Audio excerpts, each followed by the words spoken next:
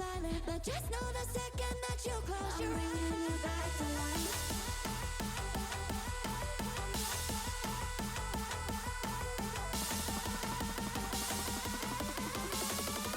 I'm bringing you back to life. Don't wanna want you. Why do I want you back? Don't wanna want you. I'm bringing you back to life. Don't wanna want you. Why do I want you back? Don't wanna want you.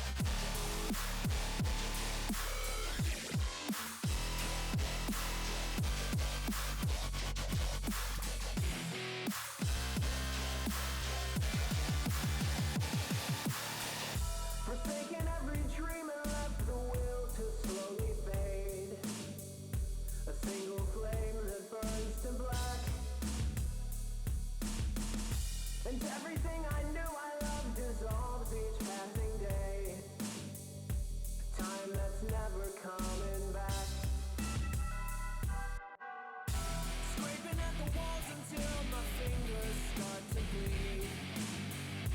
Stain the whitewashed crimson red.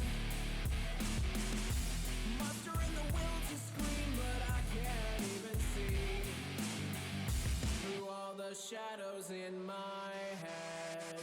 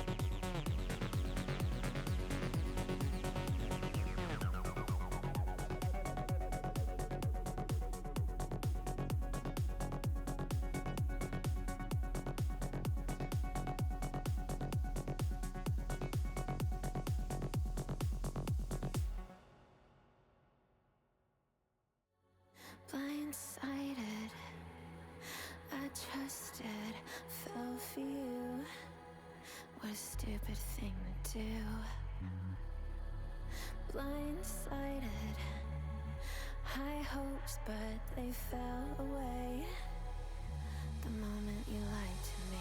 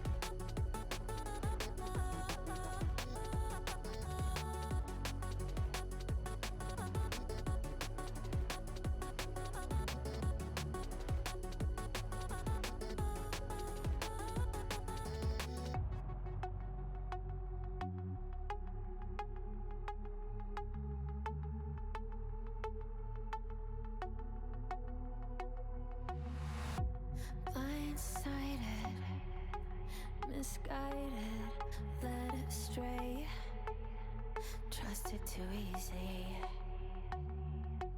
Blindsided, strung out on the smallest string, had me questioning everything. I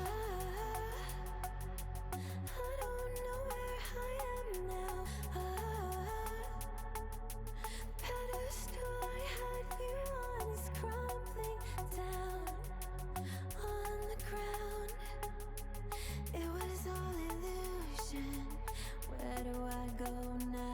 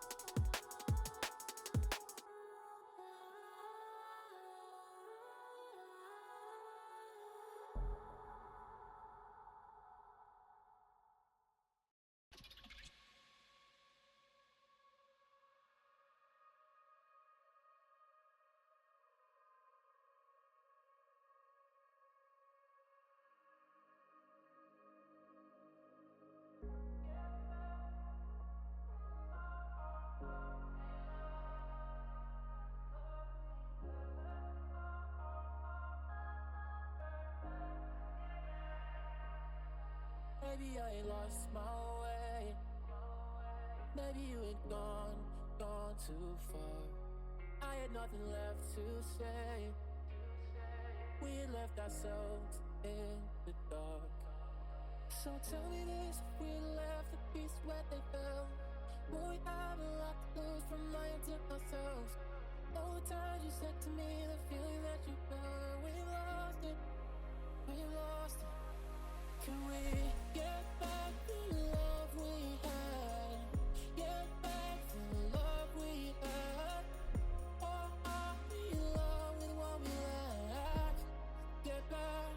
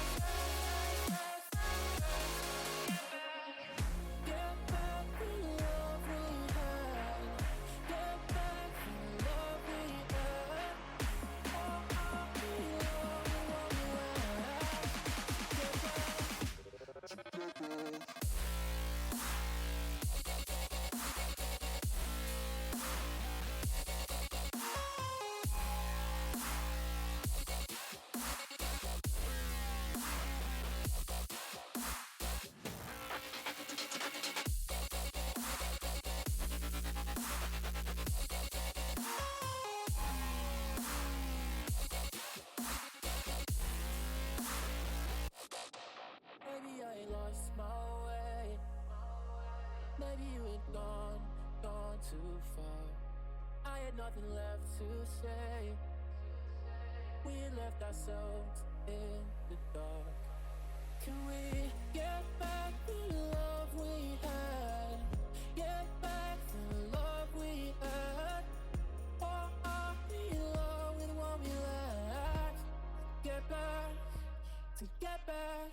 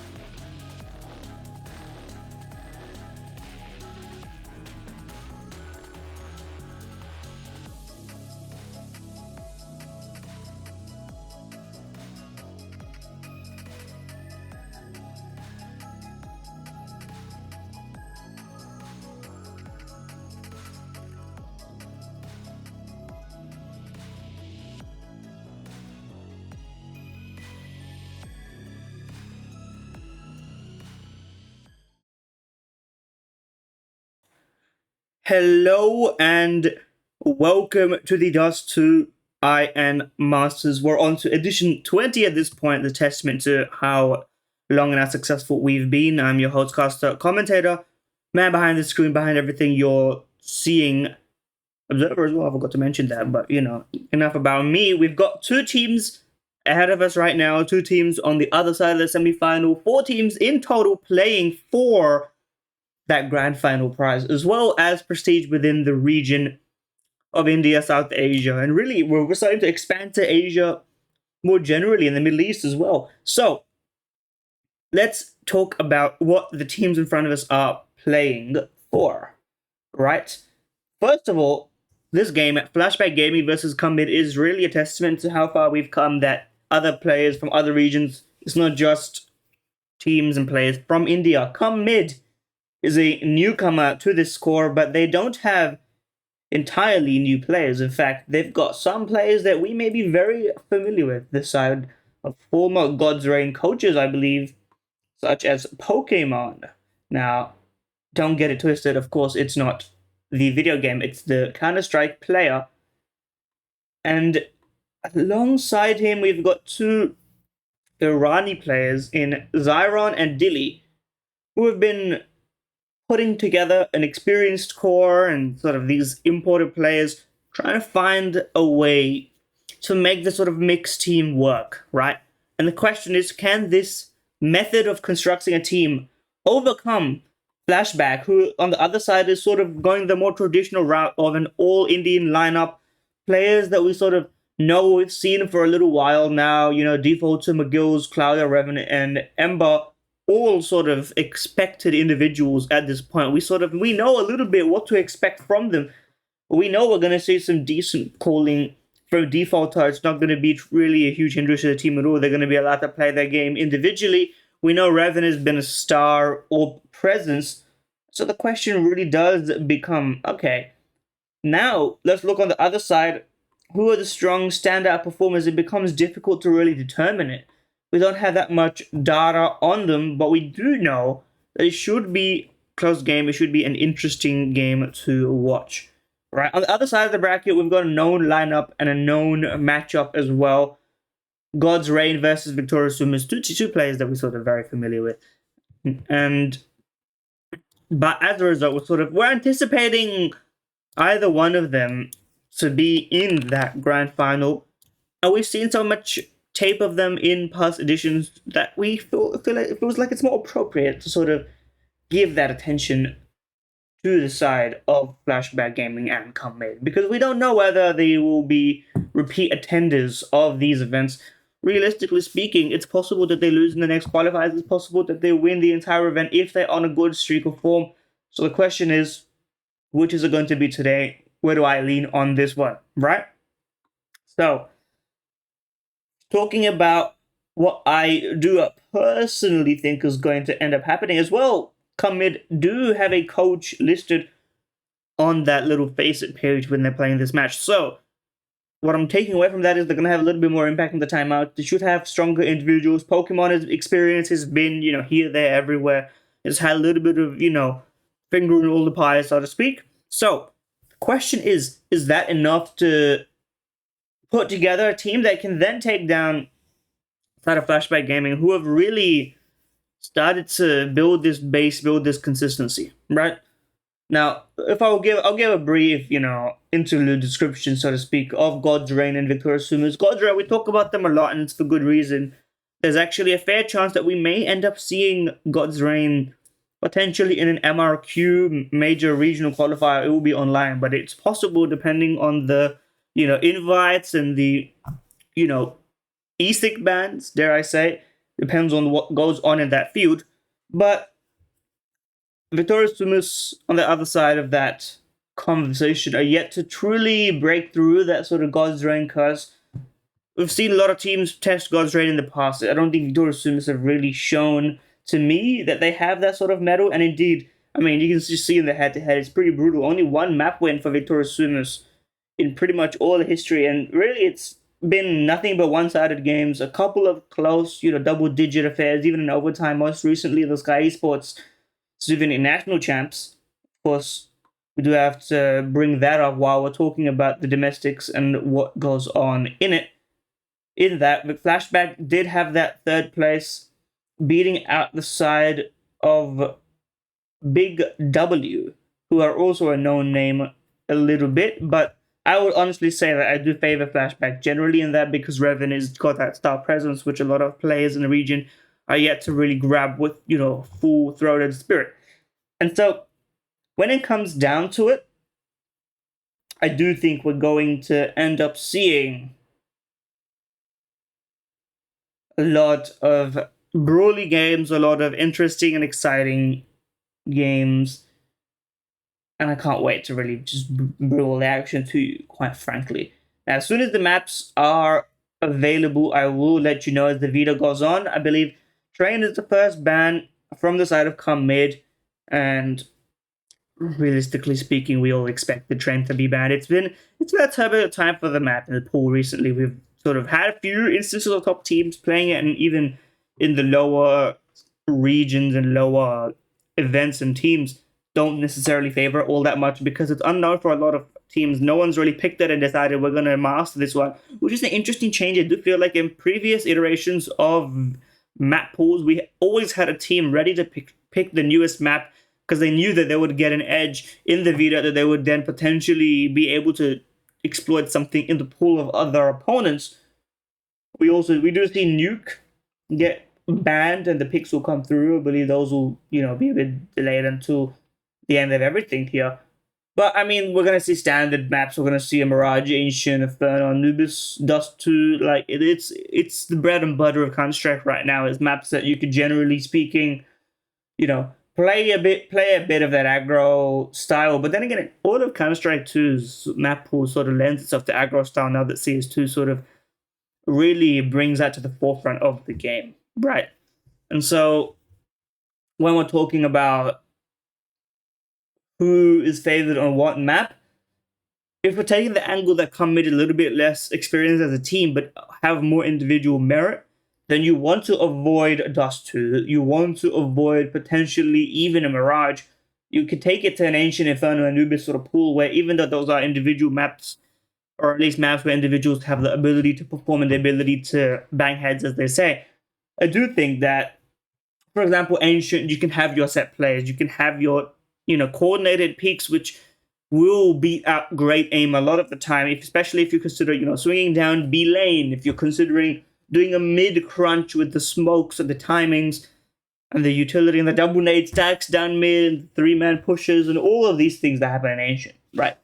But we do see Inferno get banned out, which makes sense. Inferno is it's potentially one of the it's an awkward discussion to have such an iconic map to potentially be the worst map in the pool. Shout out Maui Snake, of course, on that one. But it is not really, it doesn't lend itself to a great viewing experience, and certainly sometimes even a great playing experience is hard to get. Although, speaking personally, playing it isn't that bad at lower levels and, in your matchmaking games. But I do feel like at the top level, you start to see that saving, that efficiency, that optimization that ends up churning the map. It turns it into a bit of a slop fest. But that being said, we're ready. We're ready and we're excited to get into it. So, soon as the game is live, we will take you there. Do not worry.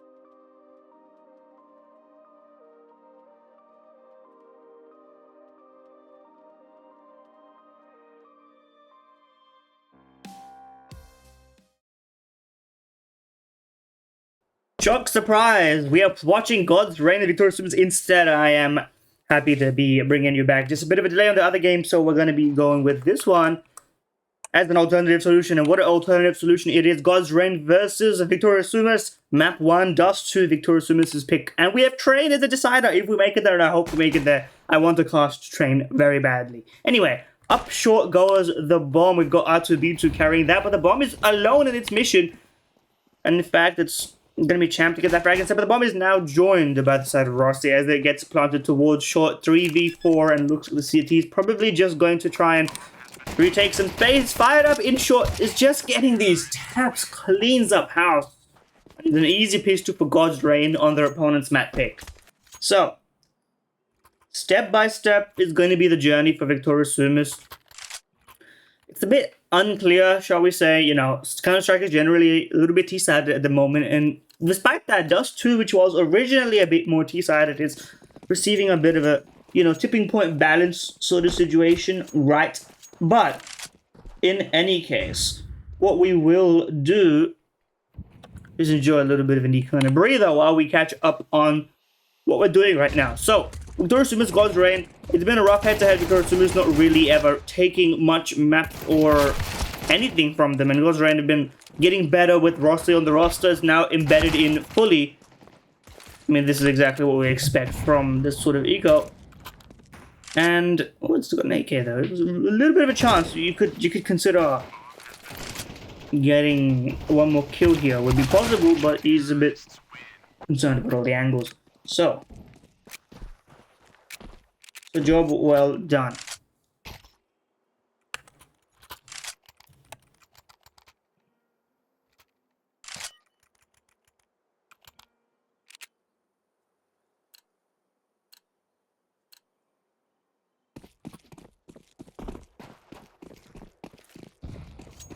Gun round all members, and we've got a 4-man long lean, although it's more of a 3-man long lean with an asterisk, full blind. Rossi gets one, but now he sees the other, but the flashes is just so good for Victorious SUMUS. Layering them, but it doesn't matter if you can't get the frags, if you just feed fired up, of course it's going to end up that way. We've ended up at 2v2, despite the fact that it was such a strong lean towards long for Victorious SUMUS. They double dip on what would otherwise have been a 1 round. They wanted that control so badly. They just fired up a couple of kills and gave God's Reign a chance, and now it's looking more like a solid round. Benzine's got a lot to do here. Gets that first frag. He has a good idea of the second. He's got the right instincts, and now can just wait for his teammate, but he just pushes the issue, realizes that Bobby's going to be peeking him. He may as well stand his ground. So, Victorious SUMUS pick up this full gun round as soon as all the weapons are out. And you could see it was a truly well thought out idea. The execution was there. Understanding that the pressure was likely coming in towards long, and layering those flashes above the CTs to make sure that they could hold their own. A little bit of a misplay potentially later on. After those frags went in their favor, they decided to double down a little bit. It's just one more peak kind of thing that can easily cost people, but they've won the round. They should be thankful for it. Now it's still solid weaponry, and this time around long focus would not really be a huge problem. Util was out and it should be sufficiently blocked. The fight will come on the other side of the map towards the tunnels. Benzine early smoke to just prevent any hop. It's a deep one as well, so that they can't do any funny business lurking. But on the other side, we're going to see the mid to B come in. Solid map control. There is a fight going on, you know, tangentially towards long, but it's nothing of consequence. And it's very strange, actually. They've got a 3-man, you know, mid B lean, only 2 towards A, despite the fact that all this pressure was coming through early on. But never mind that. Arakan gets the frag in mid. And with this mid frag, you can't really blame them for leaning towards A, you know, suspecting a short pop with that smoke as well. But it's not going to be that at all. It's going to be Benzine spotting with another bit of smoke, who's going to have to throw that sooner or later. Still just hold on a second. See if I can't. Oh my god.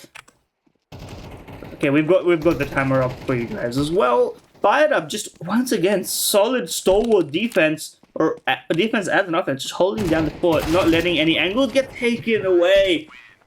Every time somebody peeks him, it's like every single position he is a standard angle for the purposes of a CT hole, but he's playing on the T side. Very impressive work from Fired Up so far. 8-2, we're already on round 5. I mean, it's the stuff of dreams.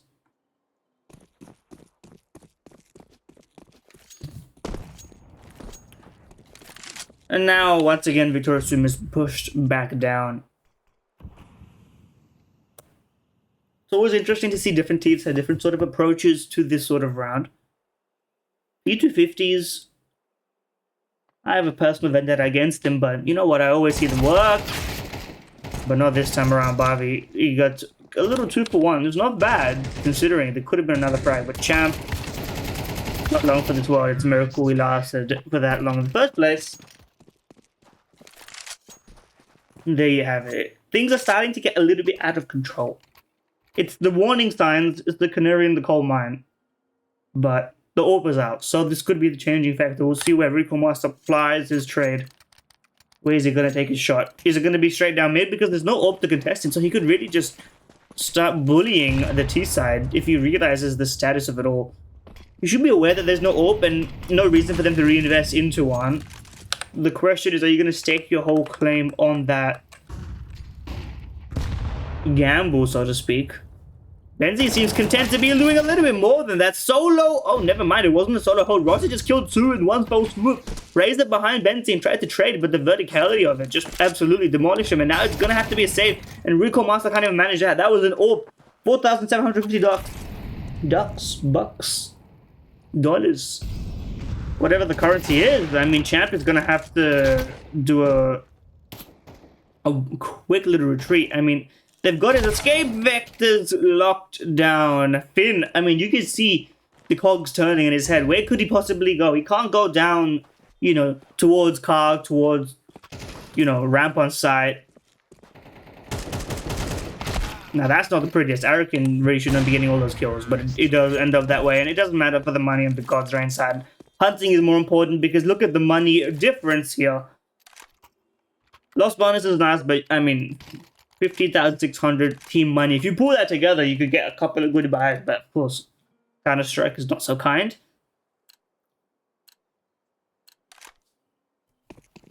And as I did suggest, things getting out of hand is indeed practically what's going on right now. And now you've given Fired Up this AWP. He's allowed to just roam freely. And doing the exact same thing again, I can't... You know what? Go ahead. It didn't really work the last time. You got 1 kill. The Molotov is a little bit too, you know, forward. This time the instant dink is not so bad, but Barbie is a little bit more wiser to your ways. Once again, just 1 frag. 5-7s with armor, but Fired Up just locked down on the angle. Champ, buddy, I'm going to have to level with you. The smoke onto B tons in a 1v4, I don't think it was really necessary. I don't think it did anything. It felt good, sure. You know, it's like a performative CT site hold. It's very entertaining at the very least. We'll take that. And it is interesting to know, R2's literally just been sitting around here. 1 kill, but it's not like it's really been his fault that he's got 1 kill. There's just no frags for him. Fired Up is 12-2. I mean, this is like a standard God's Reign bullying. Nothing that we don't expect from them, to be fair.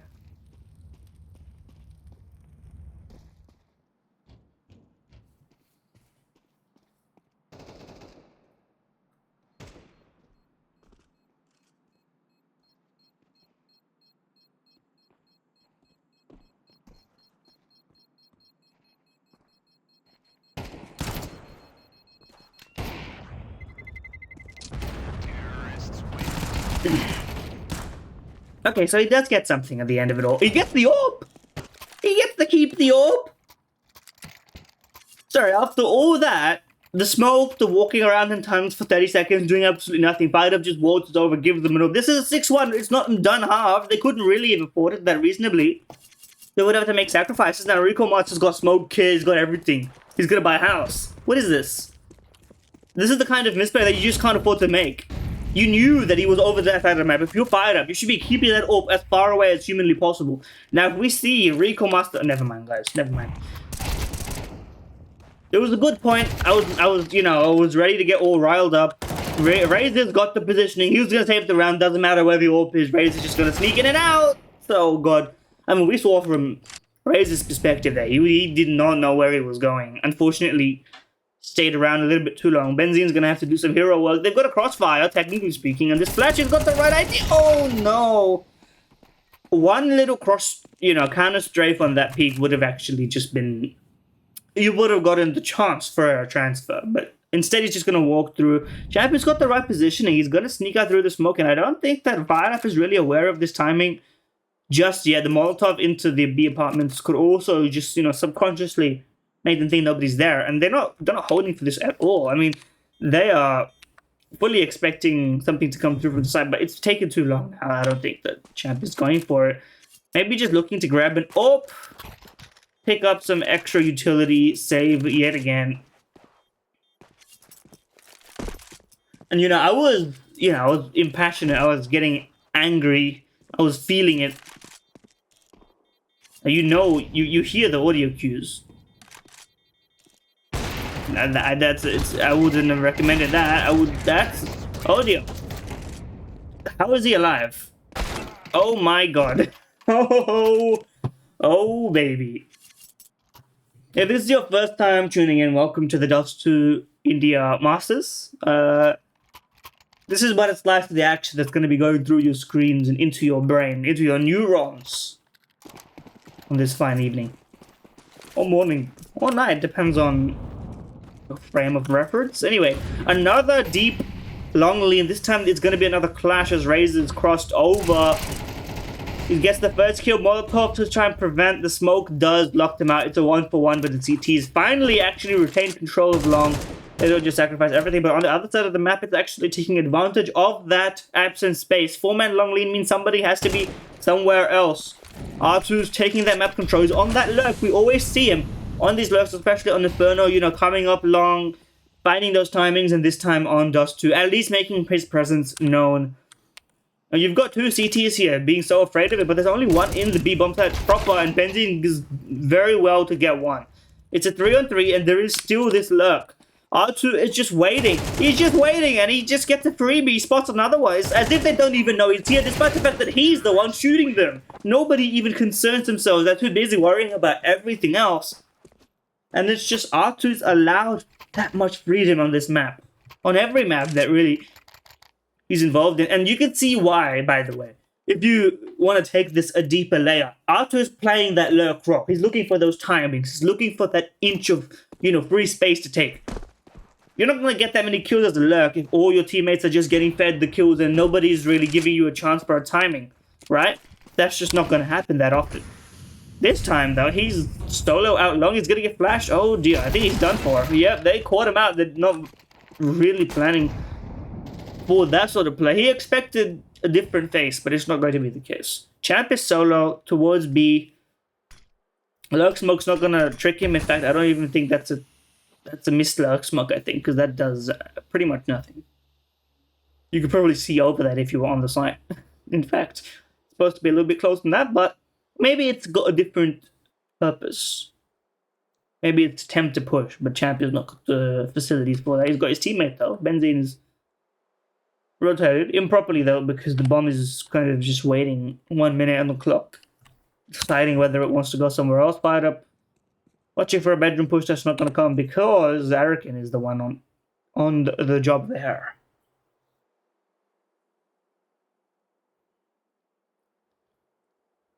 Very quiet round. It's a 4v5. Better weaponry on the T side for sure, but Arakin's got the AK here. He's got, if anything, the best chance to lock it. Then he knows that he's calling the audio cues through. He gets 2. That's more than enough. I think this job should be done. He's got not much else to do. He knows he's trapped. Fired up. Gets that kill. But Rico Master fast like he gives away his kill for absolutely no reason. There was no reason to push that issue. Could have waited for his teammates. Could have played the trade. Could have played the bomb. Could have guaranteed the round. But now we've got to hope for a push that plays out. Razor's going to pick up that AK and make good on that promise. Now it's down to Finn in a 1-on-3. They got 9 seconds. He's got no bomb. So we can call this a done deal. 8-2. Whether they let him save or not, it's going to be a matter of probably peeking after time fighting. Yes, he gets the first. He is... How is he alive? How is nobody... Oh my god, how is he alive? Some questions can't be answered within the scope of, you know, my cognitive framing. In other words, I don't know what's going on. But that's still a one round for Victorious SUMUS. They need the last 2 rounds to be competitive. They're not going to win this game with a 10-2 scoreline. We know teams that can make great comebacks. We know teams that have potential. God's Reign they're not a fan of, you know, running this sort of choke. Against different sort of teams, sure. Against Victorious SUMUS, they know their game. They've got that read. It's not a question of, you know, what's going to happen. Now, Rico Master has got 2-10 on his scoreline. He's got a couple of chances with the open. He's always just died trying to peek out mid. He's not really, you know, the execute goes somewhere else and he's forced out of position.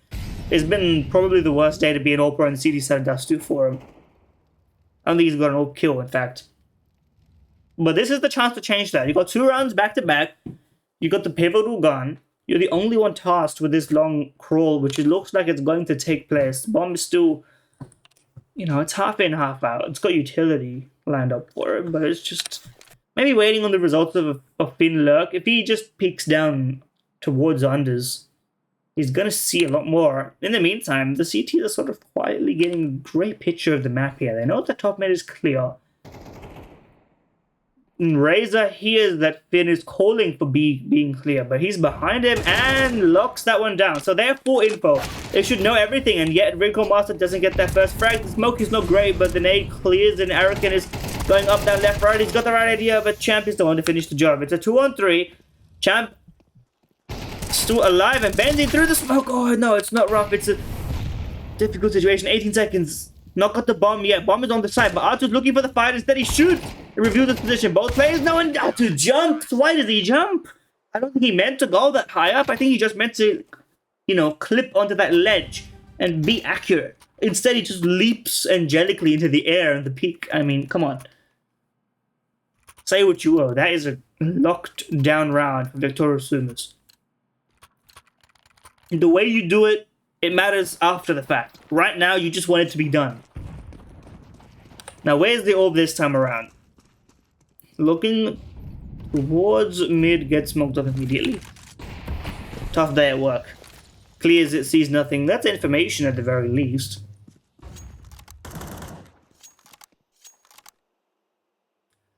And this time around, it looks like it could be another mid to be positioned for it. Of course, can easily transfer into a short play. What was your oyster when you've got a decent amount of mid control as a T? You can go pretty much anywhere you want.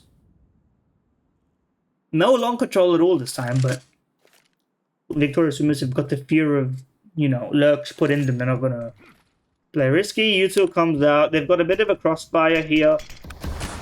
We'll see what they can do, sort of the obscuring of the positioning. And Razor picks that one up.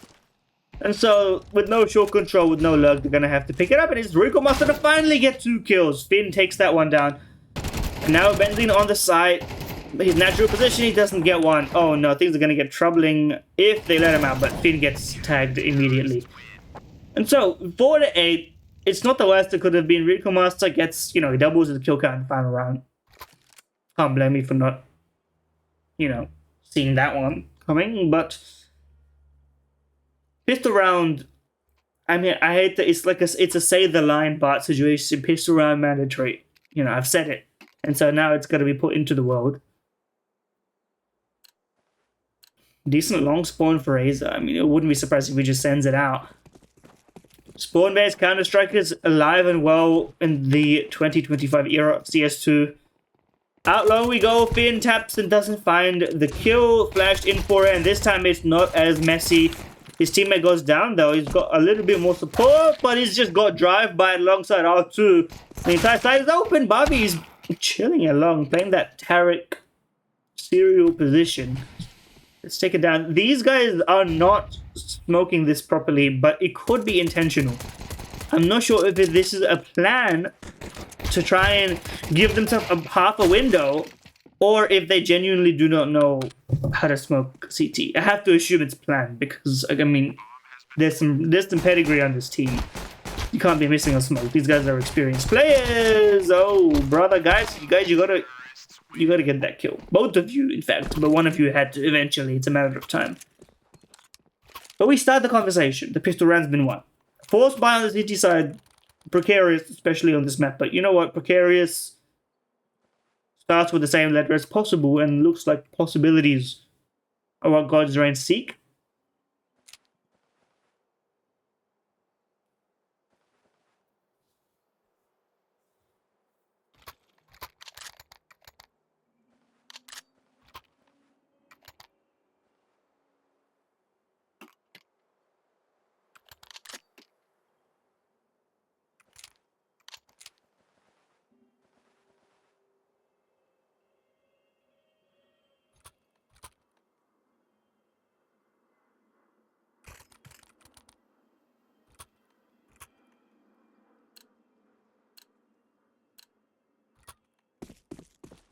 And here we go. It's a forced buy, but it's not your MP9. It's instead a utility focus with Finn on the scout.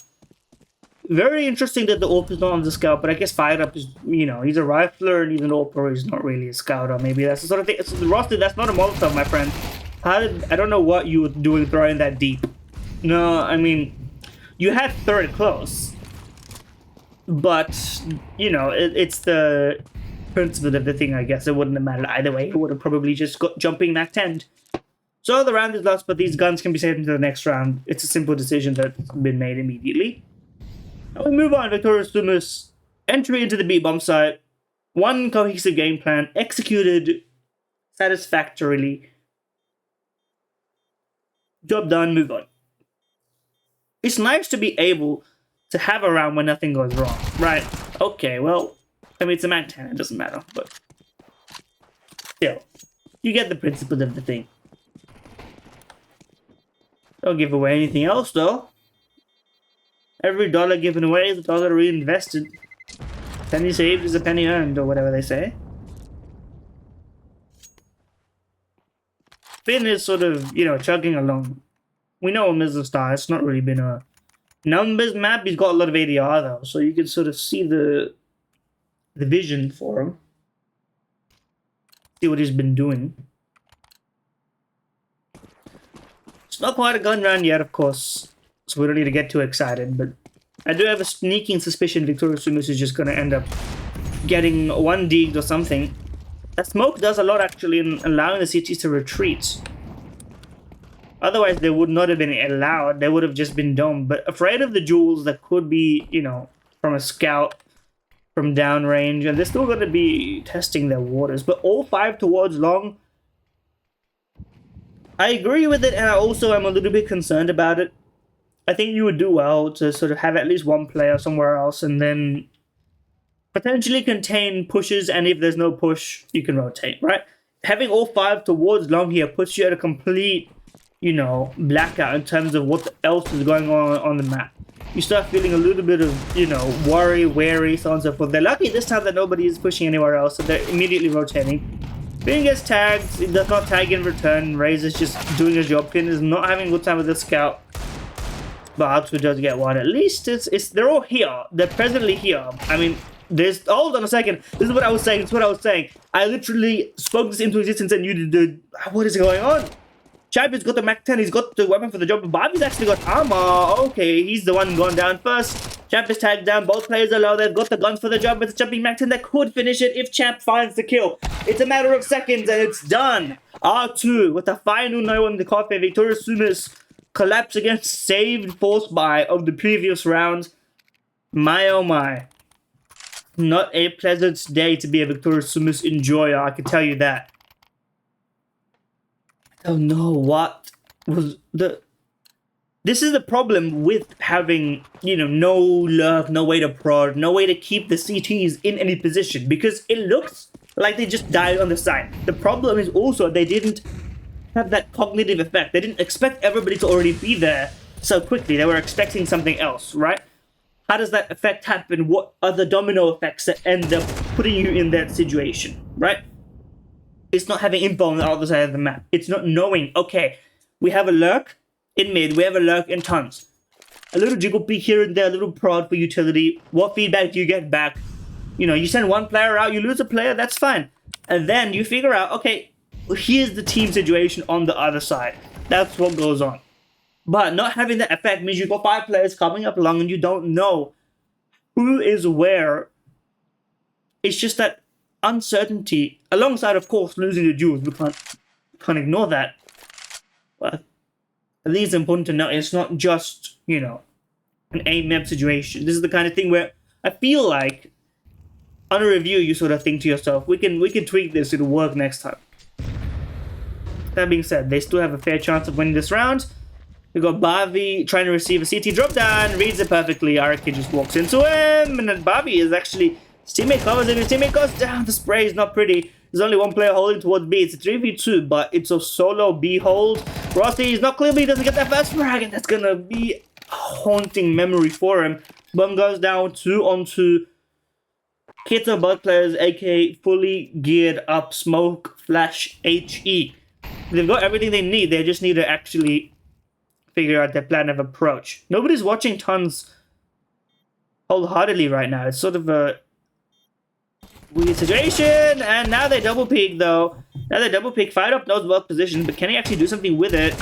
It's difficult to move your crosshair from A to B in any situation like that. So it's actually just unfortunate that they couldn't approach it from the same position. If both of them had come through tons, if both of them had come through either, you know, a window door, the problem being coordinating those extremely difficult, you know, different positions.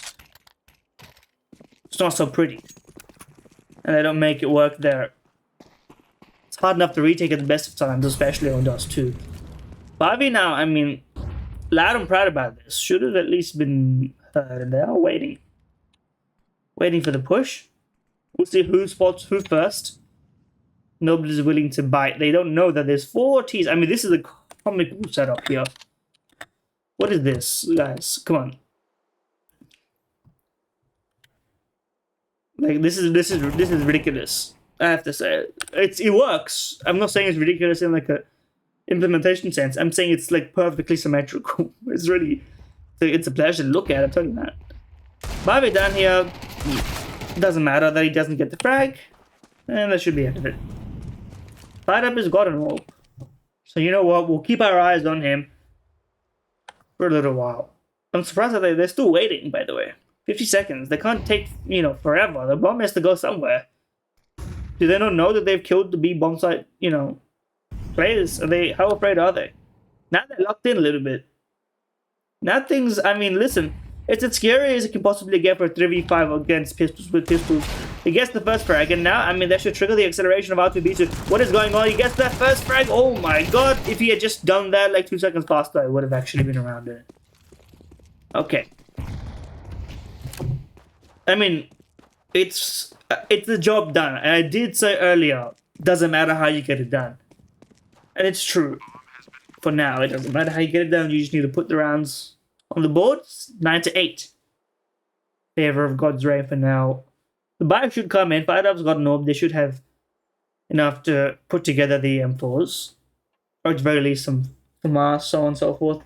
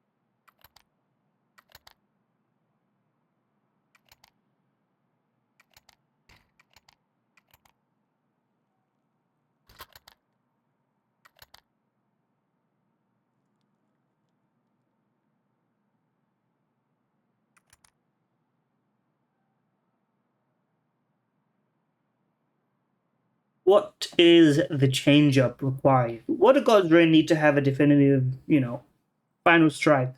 to say enough is enough. They've only won one round.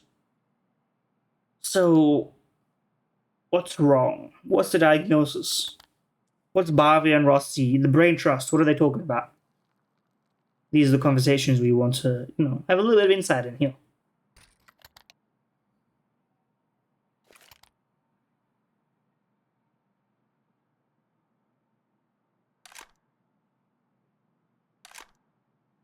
It has been sort of skin of their teeth rounds. There's been economic, inconsistencies as well that they've exploited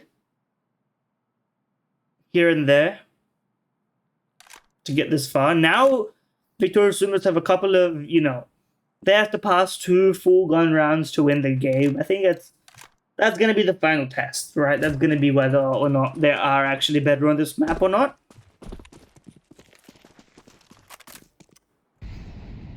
And so, standard spread 2B, 2 mid.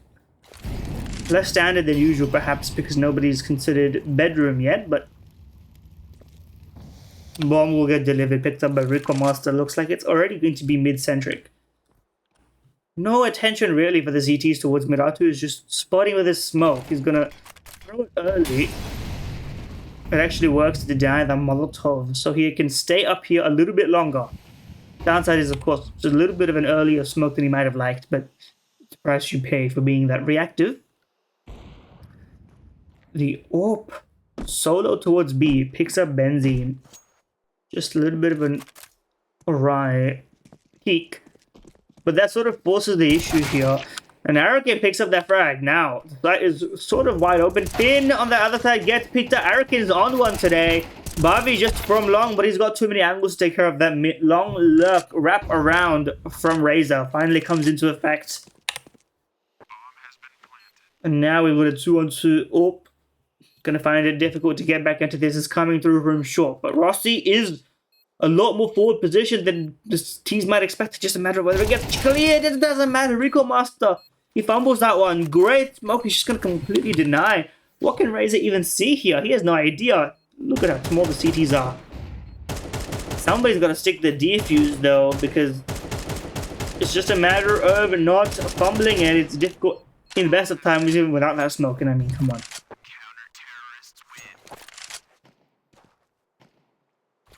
I would say that was a, you could go either way on that one.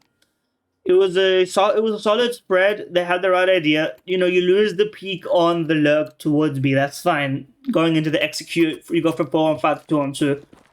Everything basically checks out. You got saved by Arakin and then Rico Master. Unfortunately, that kill, alongside the smoke, it's basically a house of cards at that point. But Rossi, this time he throws the molly deep and he peeks, and this is a lot better. Rossi knows. He's adjusted his strategy right then and there. Gets 2 kills, smoke, locks it down. The round is already won. No positioning elsewhere on the map. They had no lurks. This was their all-in plan. Victorious SUMUS. Last couple of dollars in this, full buy right here. And it's all for nothing. Finn is also pushing up, but the problem with this pushes is actually it could be the opening that Victorious SUMUS need. He is playing a sort of lockdown position here. He can fall back into the corner and delay a little bit longer. He's getting cleared, that's what I'm thinking. It's just that little window that you need to get back into the round. 3-on-4. Low health on Victorious SUMUS side, but there's only one player towards A. It's fired up. They have 3 Molotovs and nothing else. This is a very insane set of utility to have at the end of a round. But 30 seconds, they have to figure out what they want to do. They can't flash. They have to potentially, run boost, crouch peek. What's that play? They spot the AWP. They spot the bomb. Now, literally, I don't know what they could have done apart from run boost. They had no utility. It's just a matter of movement, peeking, 30 seconds. You're probably getting flanked. It's unpleasant, to say the least.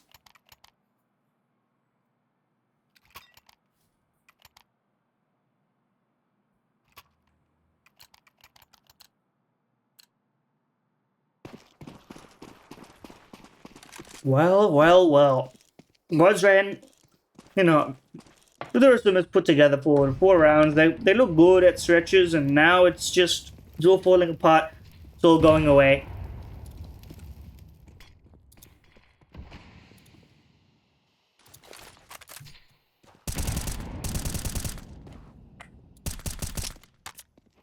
It's unfortunate, but the reality is this is kind of what we expected in many ways.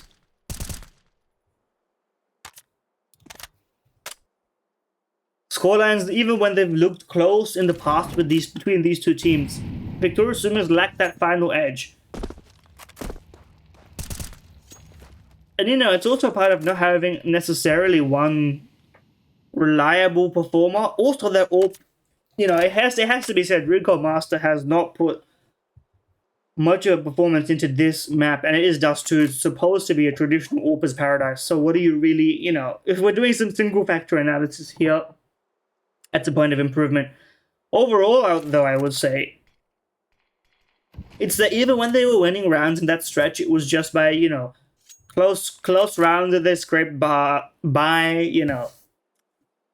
it wasn't convincing even when they were winning. And so when they eventually are losing, it's just a matter of, 5% better, 5% worse. It's not necessarily that they had any specific problems with their game plan. 20 seconds, so what is this play? The Molotov is, they have to go through it, right? They're really gonna wait. They're gonna wait for a while and then go when it does the most damage and die to it. Okay. Know your finest work, boys, but Benzie gets a frag. So, it is what it is. They needed to die anyway. But it's probably... do people still do the tech? I remember back in the day. It used to be, you want to die all 5 to a Molotov because the kill reward is better than potentially an M4. Not M4, but SMG mopping up the frags. I guess they, didn't really care about all that. What's the AWP looking like? Going for an aggro pick onto B, but B is completely open. What's going on? On the outside of the map, there's a push going through. Top mid, Arakin gets 2. You gotta clean up this entire site. A, B, mid. The map is his right now. 20. Not 20.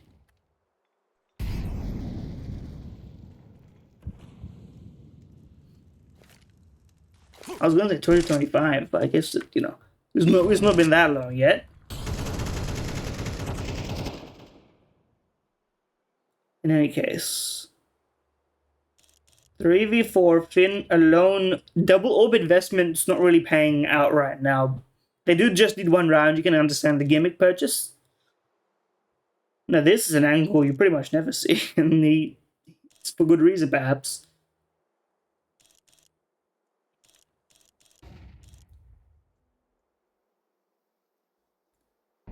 Time is ticking. Finn has no utility, nothing. He's just got to pick a lane and stick with it. And he's picked the right lane. If he gets the first kill, gets away. It's a matter of timing. He's actually left to escape. He spots the player lurking out mid. Arakin just expecting the sniper to stay inside. Finn spots all the info. Solo saving this entire round. 3v4 turn 3v2 thanks to the power of one individual. The AWP does not succeed, but Finn has got another one. He knows there's a player tucked on that close box. Quick scope. Benzene bomb does not go down. The double fake. It works, but it doesn't tempt him a little bit further. And this time it's not a fake at all. He spots the back of the player, but it's been so long. Champ is not sure. Champ doesn't know. He spots the player, but 3 bullets. 1 out of 3. Come on. Finn in 1v1 clutch. This would be the ace as well to win the map. Oh my god, Champ doubted himself.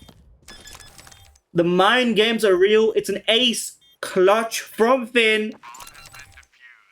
And that put God's Reign into the victory column. Map 1 is theirs. Taking the map of Victorious SUMUS' pick. 13-8. Fantastic play from Finn in that final round. It's been relatively quiet map from him. Quiet but impactful. And this is the statement that reminds us why we still consider him, probably the best rifler in the Indian region. So that puts them up 1-0. We'll see what goes on the next map of Ancient. God's Reign probably just looking to take that one down. All that and more coming up after the break. Don't go anywhere.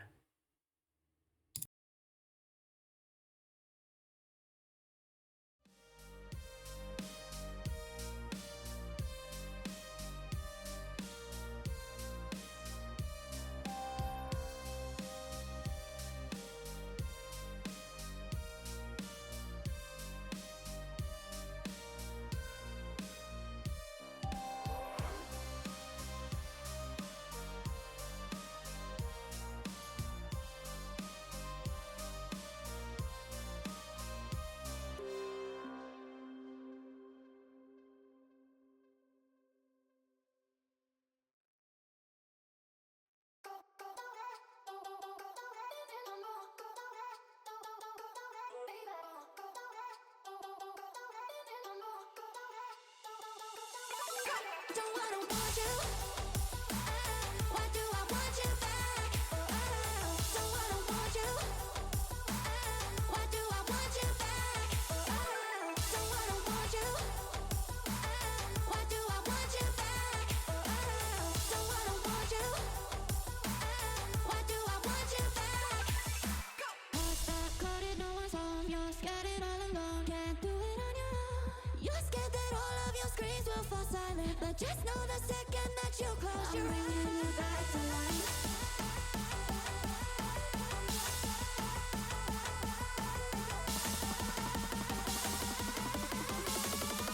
I'm bringing you back to life. Don't wanna want you. Why do I want you back? Don't wanna want you. I'm bringing you back to life. Don't wanna want you. Why do I want you back? Don't wanna want you. I'm bringing you back to life. Why do I want you back?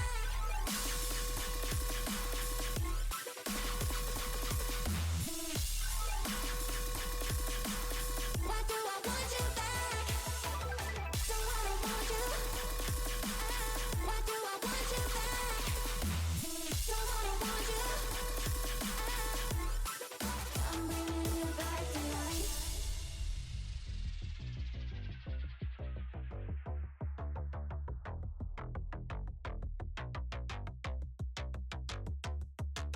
Hearts that coded, no one's home. You're scared and all alone. Can't do it on your own. You're scared that all of your screams will fall silent, but just know the second that you close your eyes. Don't wanna want you. Why do I want you back? Don't wanna want you. Why do I want you? I'm bringing you back to life. Don't wanna want you. Why do I want you back? Don't wanna want you. Why do I want you? I'm bringing you back to life. Hearts that coded, no one's home. You're scared and all alone. Can't do it on your own. You're scared that all of your screams will fall silent, but just know the second that you close your eyes, I'm bringing you back to life.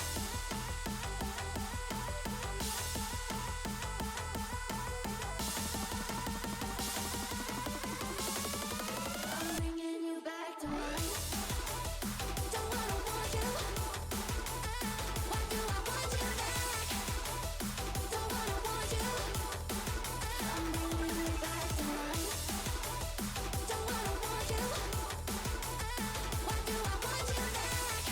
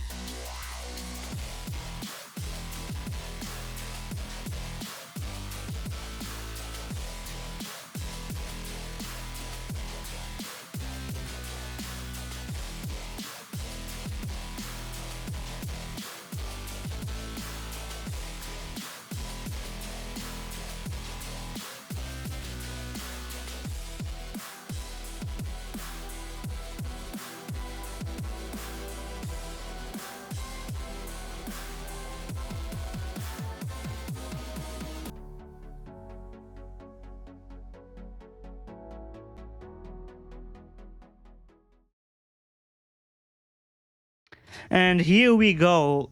Now, if the keen-eared among you will notice I've fixed my microphone, unfortunately. There was a technical issue, but we are back and bright and ready into the action right now. We finished our Dust 2 pick. Hold on a second, I have to... There's a couple of errors with the HUD. We'll fix that after this. Pistol round though, the Recall Master, Arakin side hold on a looking very strong Arakin behind big blocks, and Recall Master playing below boost, but feeding Barbie is not going to be their finest decision. 3-on-2, everybody's already rotated, which actually allows God's Reign to sort of play this one out a little bit. It is their map pick. They should be a little bit more experienced, and they should have pretty good performances on this one. We expect them to do so. The question is, will it actually come to pass? Time's ticking. No presence towards B yet from anybody. Map is being left completely alone. Just enough time is afforded to God's Reign to allow them to rotate the long way. But Bavi's actually... He's got the right idea if he's hunting for kills, but he doesn't go mid. Instead opts to take cave control. Playing for a nice and solid post plant. Bomb will probably be able to go down. Nobody's even close enough to contest. With the kit on Razor, you can understand their ability to play, you know, further from the bomb site is rewarded. Now this play from Bavi is the true round-winning move. As the bomb goes down. Playing a double swing setup towards spawn. Bavi and fired up. The AB, it kills his teammate. Okay, well, 1-on-3, you're gonna have to win this one and make up for it, buddy. He gets that kill on his teammate. He's gonna have to perform a little bit more, and it's not gonna be the case. So, unfortunately, team kills do not win rounds, and so Victorious SUMUS take that one. No problem whatsoever. Pistol round 4. Oh, hold on a sec. What the hell? Okay, they just wanted to delay a bit. I was concerned. They have a kit. I noted as much, so we're not worried just yet. When a player gets off the defuse, you know, unprompted, you can understand my confusion, but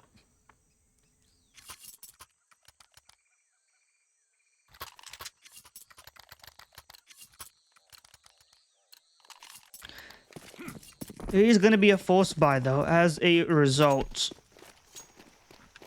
of that bomb plant. Especially considering a bit of an ego loss. You want Fired Up to be fragging out. What is going on right now? Finn is stuck in this position. He's so trapped, and he gets taken out. The CT crunch working wonders, but they have lost the A-bomb site. In the meantime, Recall Master is just cleaning up, and it doesn't seem like it was any concern at all, as Fired Up just takes care of business.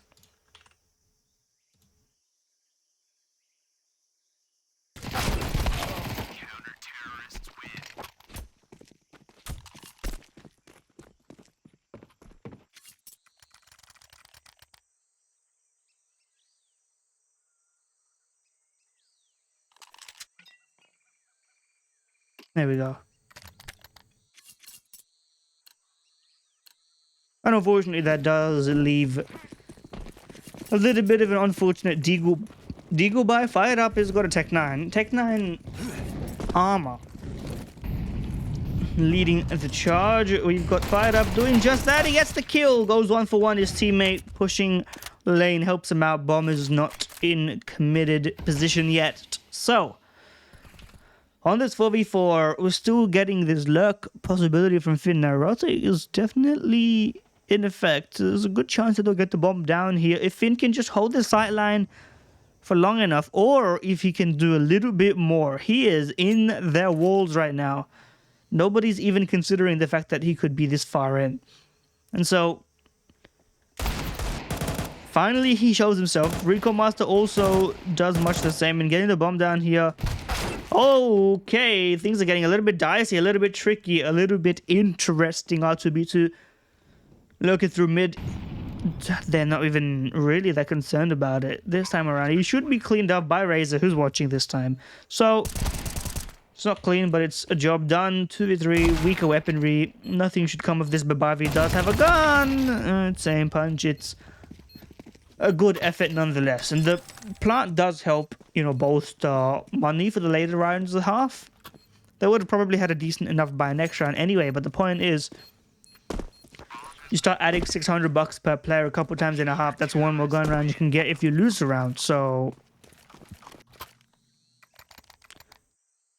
considerations to be made for sure.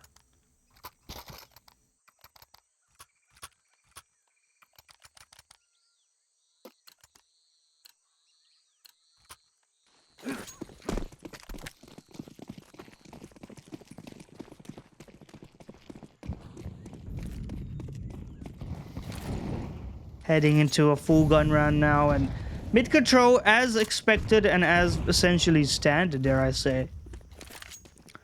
The CTs have got full control of it. Once again, the A bomb site itself, as so regularly done, is alone, but donut stack should be enough to at least contest the bomb plant. I'm interested to see what their plan is, where they're going to put this one down. Bomb goes down, he's looking away, and he manages to get it done. Actually unscathed, and nobody's even taken any damage this entire round so far. 5v5 retake. Ancient gameplay. Very retakeable bomb site. A of Ancient. You can get the smokes down. You can find the peaks like this, fired up, just so concerned about all the angles. CT here is such a great position to just find that freedom, to get that peak onto any player, anywhere in the site. But the flanker becomes the flank. Barbie gets taken down after one. Smoke on the bomb. It's time that's ticking. The flash, that blind, they're sticking the diffusers. Benzene on it. It's Finn in a 104. Can he deny anything? Can he get the job done? He can't. And he had the right idea as well. The defuse still comes in. Valiantly fought. But even more impressive is that victorious SUMUS retake. And they're 4-0 up on their opponent's map pick. It's starting to look a little bit like they've got that fire in them now. A little excitement brewing to not just let this one be in vain.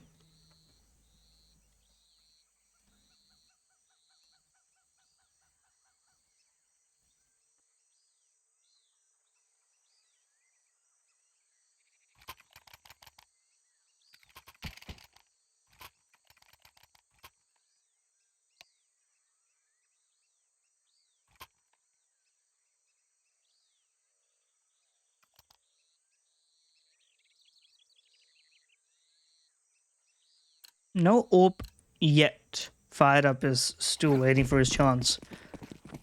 Pivotal AWP on the T side can really change the game. Get boosted up. Hold those lines in towards Red Room. Mid control. A lot easier as well. But Barbie's going to be accelerating. And Champ does well to get one. But it's still a very, you know, light hold. Only one player playing potentially for a retake. Benzene spots one, but he commits to the fight, and Ross is going to clean it up easy as you like. And I mean, honestly, this has to be a save. Smoked out of even the possibility of a retake, flashing into this would be absolutely a suicide pass. There's no way they can go for this.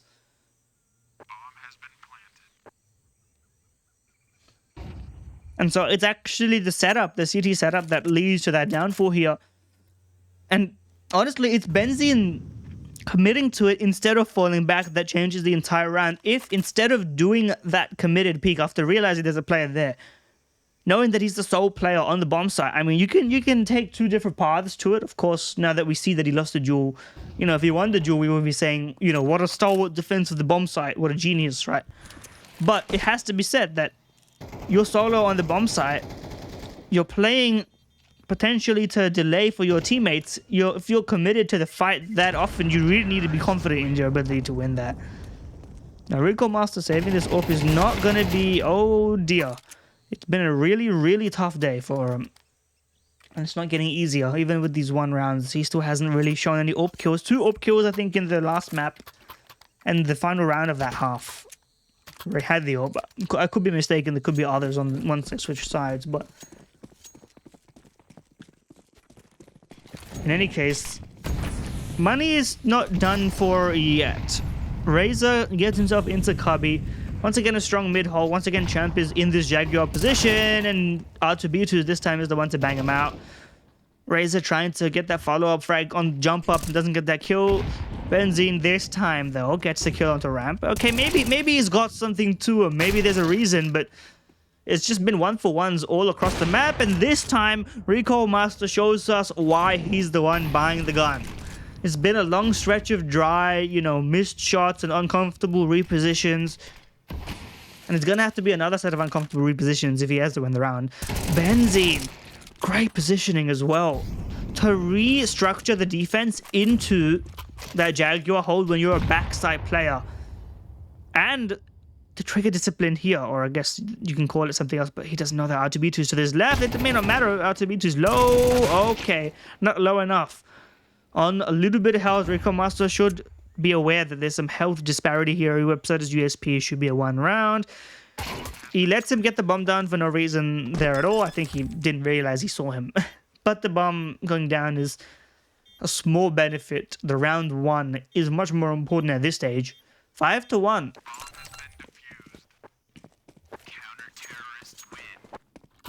And honestly, it's been really strong individual performances so far as well. No one's really a liability. Everyone's, you know, Benzene, he goes for that duel, he loses it. Next time around, he just stands as a ground and he wins it and he repositions. That's the important part. It's not just the initial kill on the site hold that allows you to get that victory. It's rotating towards Jaguar and then taking the position of your deceased teammate. And then, I mean, you're doing stuff that nobody even anticipates. Hold on a second, there's an aggro push. Bobby's pushing so fast. There's that person behind him. He's knife out, going into red room. They don't even know what's going on. Finn gets 2 kills. Champ finally trades that one out. Benzene and Champ together have to figure out what is going on. Bobby is behind them in spawn. Do they even know that Bobby is behind them in spawn? They don't. Get shot in the back of the head, bro. What is happening? God's Reign throw caution to the wind, just absolutely send Bobby. And I mean, really, it's not God's Reign doing it. Bobby, as the IGL, is calling his own shots right there. He's saying, put me in, coach. Now, there's no coach either, so he's saying to himself, put me in. But you understand. Finally, that decisive push. That cohesive, layered utility to blind everybody. Let Bobby just path straight through. And that's an important detail as well. People don't talk about it enough. Because it's a very hard thing to notice when you're watching the game, you know, as it goes on, because so much is happening, right? As, you know, while we have this cheeky little setup here, let's go ahead and, you know, we'll put you here. We'll get a nice little, you know, coach cam situation, right? Dare I say it? And the positioning and the pathing of how you want to clear a bomb site. You know, high-level players, of course, understand, right? But if you're not thinking about it consciously, you don't realize that it's something that is planned for, you know? And especially in a situation like that, you know you're pathing, you know, with that donut smoke. You're not really going to go through the donut smoke unless it's your plan, right? Firing squad activated. So the plan is delayed flashbang, send him out, curve him, go straight into red room. And you could tell it's actually commitment to that plan. That's part of the reason why it succeeds as well. Now, of course, the other kills going on in the middle help a lot, but Bobby would have won that round even without those kills. They didn't expect him to be there. So I think it's just an important detail to note that it's really the little things that can win you the rounds. And really, that was the game plan the whole time, is for him to route that way into red.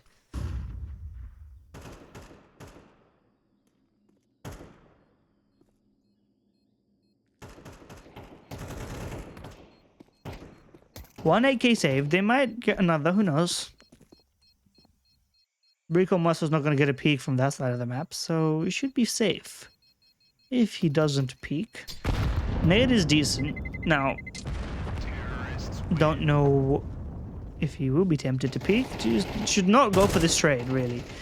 He gains nothing from it, but regardless, picks up his sniper rifle.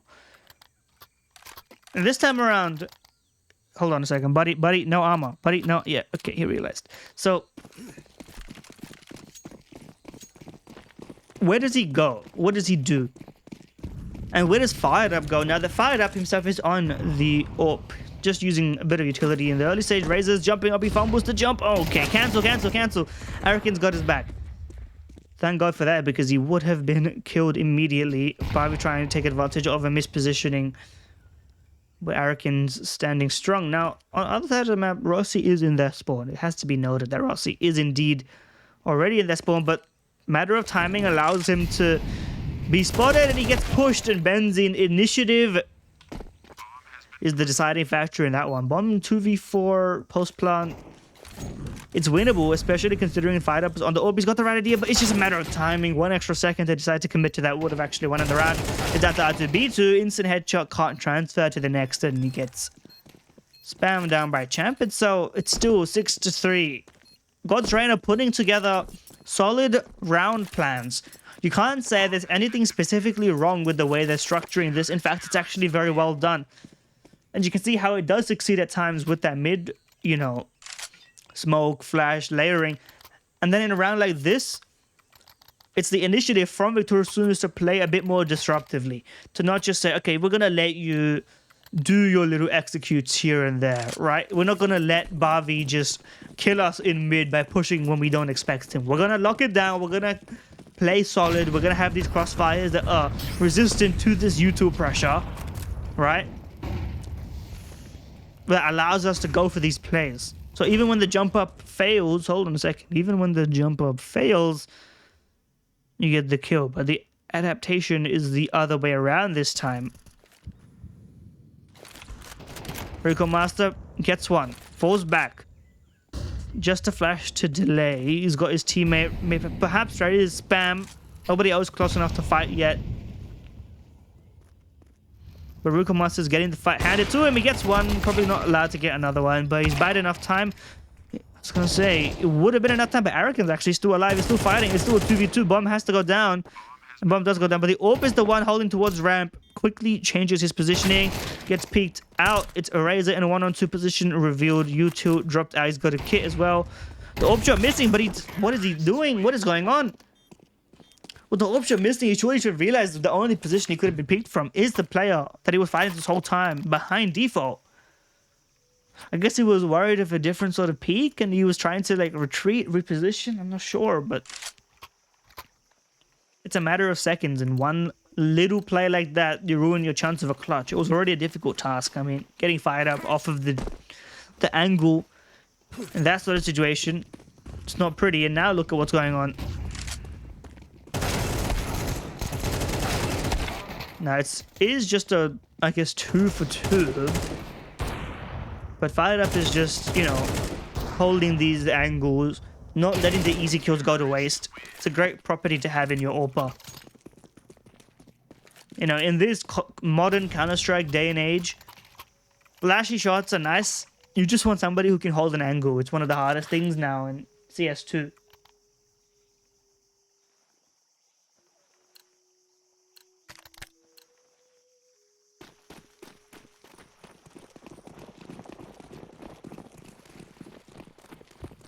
And so as we go into the final round of the half, reminder that this is God's Reigns map pick, so having 6 rounds is already quite strong. Champ on the side gets that kill, dances back and forth. Famas almost good for 3, gets taken down, but he's done more than enough.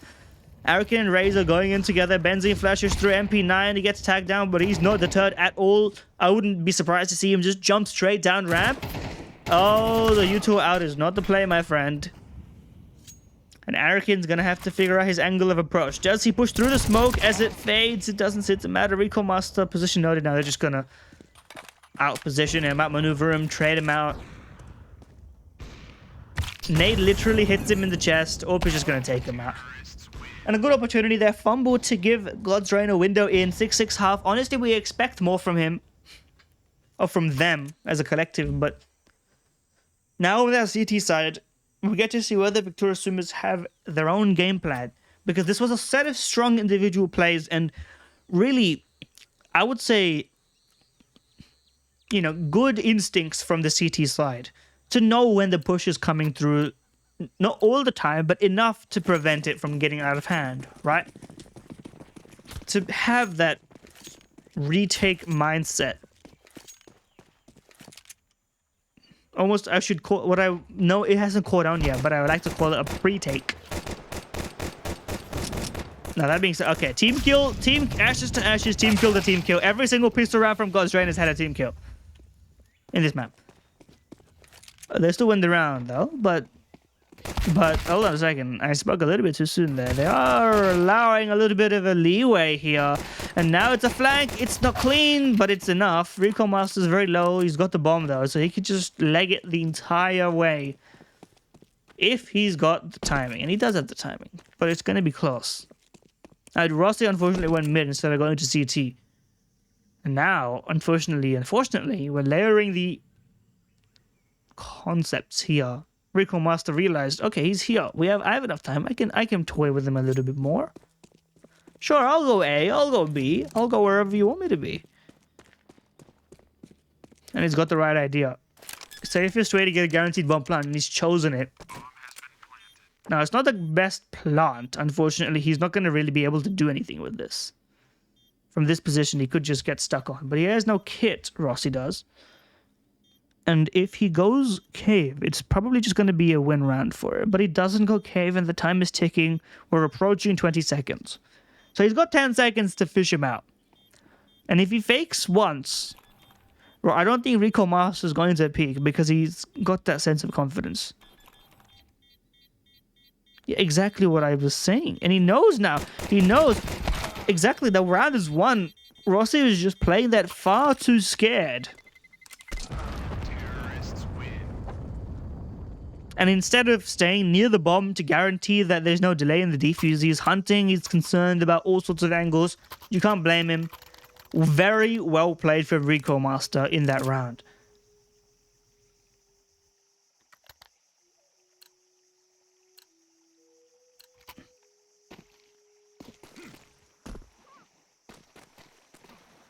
Rewarded with the Mach 10, of course, for his troubles, but he's anticipating picking up an AWP bit later in the game. It's a B lean from God's Reign, but it's an A push from Victoria's SUMUS. They've got some players here, and they have just activated the boost, spots the shadows, they know what's coming, but can they handle it? Can Rossi snap onto those kills? He gets one, he gets two, he nearly, he does get a third! But Champ still cleans up house. The bomb is present and able to be planted. The question, though, is do they change their mind? It looks like that is the play because Benzene on this lurk is going to be able to deconstruct this entire hold. He's got the better weaponry. The deagle does not connect, so he has potential routing. But does he realize that Bavi is also waiting for him in here? He's made noise. Now it doesn't matter. What a shot from Bavi. Every so often, the IGL just pulls out a little bit of magic from that pocket pistol. And Champ 1 on 3. Galil probably his best shot, but his helmet's on the other side. Bavi's got one. 45 seconds. He's got the bomb. All he needs is an instant frag, and he's off to the races. Not quite. 30 seconds. So he's trapped a little bit, but Bavi gifts him that one. Okay. Now that the path is open, they swing into... Oh, no. Everyone knows that feeling. What you've seen right there. Counter-Strike players across the nation, across the world. When the initial bullet doesn't connect and you're left trying to tame the spray of a gun that you don't really 100% have it down right now. And, you know, your teammate drops you an M4A4 and you've been using the M4A1S for a long time. And you're like, what is this? It's going all the way up to the damn sky. Now, Galil, you should probably know the spray for. I'm not going to forgive him that easily, but... nevertheless. Flash good. Fired up is noted. He doesn't even... I mean, it's back-to-back sprays, but Bobby 2 through the smoke. He gets it done. Or 1 through the smoke, I guess. Rossi is not able to deny the bomb plant. So, impressively, we just go back-to-back. Victoria's SUMUS not ready to hand over the control of the momentum yet. Shadow is spotted. He knows that the Shadow is spotted. This is, you know... We're not in 2023 September anymore. This is not new tech. So it's mind games all the way. Flash in. Bomb is going through. The teams have taken up positioning in Temple. Meanwhile, the slap positioning out from Benzi is probably going to be the round-winning play. He gets one and he falls back in. The defuse has been taken off. They don't know that that's the case, but now they should be pretty confident. The time is ticked down. They don't have a kit on Finn. The round is won. Victoria's SUMUS take it. It's messy and it's chaotic, but that's how you want it, especially with the low by round like that. 8-7.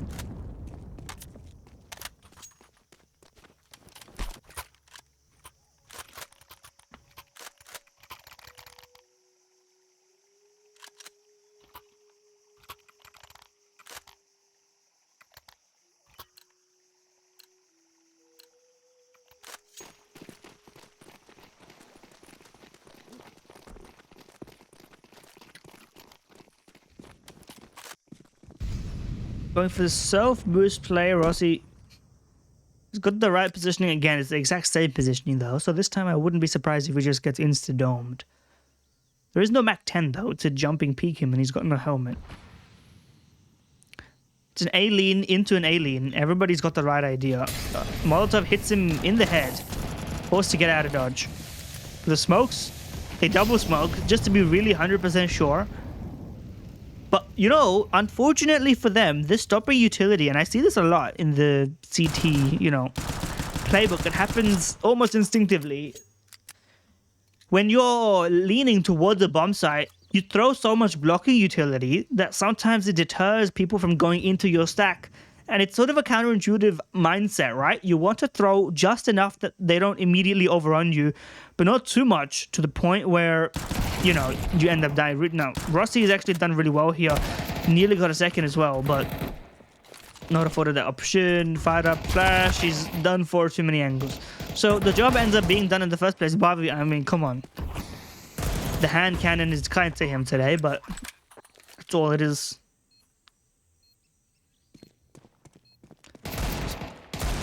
And for some reason, Bobby's one of the only players that... Okay, hold on a second. Don't let this thing get too out of hand. He has time, technically speaking. He has time. He's picked up a gun, but I don't think he's switching to it. It's deagle or bust. Now that's... If he got that headshot, I would have... You know... There would be some investigations going on. Those were some cracked one taps.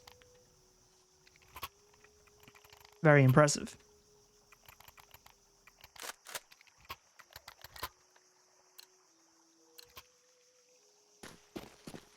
But one taps don't win rounds, unfortunately. It's a 9-7 scoreline. And Bobby, he's got his deagle again. It's time to work your magic, my friend, because that's the only thing that you're going to have in this round. Your entire team has got nothing and back turned dead. So, 10-7. On their own map pick, God's Reign seemed to not have, you know, the most comprehensive T-side plan, and also CT side yet to really get started. It's just a matter of economy as well. We have to be honest with each other. But once the buy comes in, you know, next round, if they lose that one, we can start to have that conversation. And there's layers to this team. There's Deagle one-shots and P2K one-shots, apparently. Not the kind of thing I would expect to see. But, you know, we don't always know what we're looking for. How did he get that one? Okay, hold on. What the hell is going on? These Deagle one-shots are getting a little bit ridiculous. I have to say, across every single player, we're starting to... Everyone's hitting headshots now, but we're still not winning the rounds. I imagine that's the next time out. Guys, we're one-digging them like crazy, but we can't win the gun rounds. Come on. Focus. It must be an interesting feeling to know that you do have the aim and you have the, you know, the feel for the game, and yet it's 10-7 down on your own map pick. It's got to be an interesting perspective to have. And so after getting those one digs, you know, Finn, Fired Up, Barbie, what's your plan? What are you going to do? Where does Fired Up take this gun?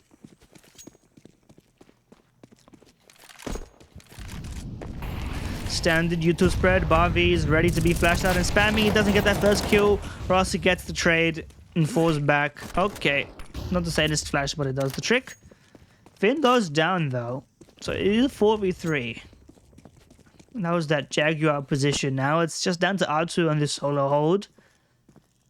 He's emboldened to go forward. I don't know about this play, but his teammates have gotten a frag, which might cause some distractions. And indeed, the deep smoke doors does work enough. The question is, does he realize that there's more behind her, or is that the only player?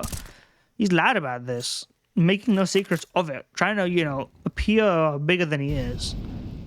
11 bullets, he should have enough to finish the job. Missed Molotov, we all heard that.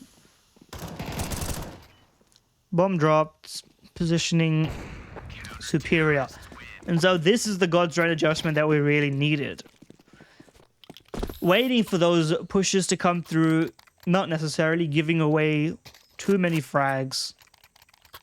A lot of credit to that solo hold, you know, R2 does well to find that timing onto deep down the lane towards mid and jump up.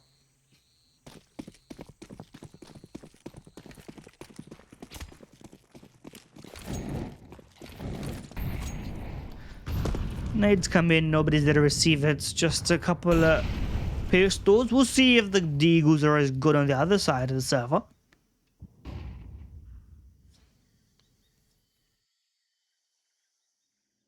Finn should just farm up a lot of easy frags if they just walk out his way.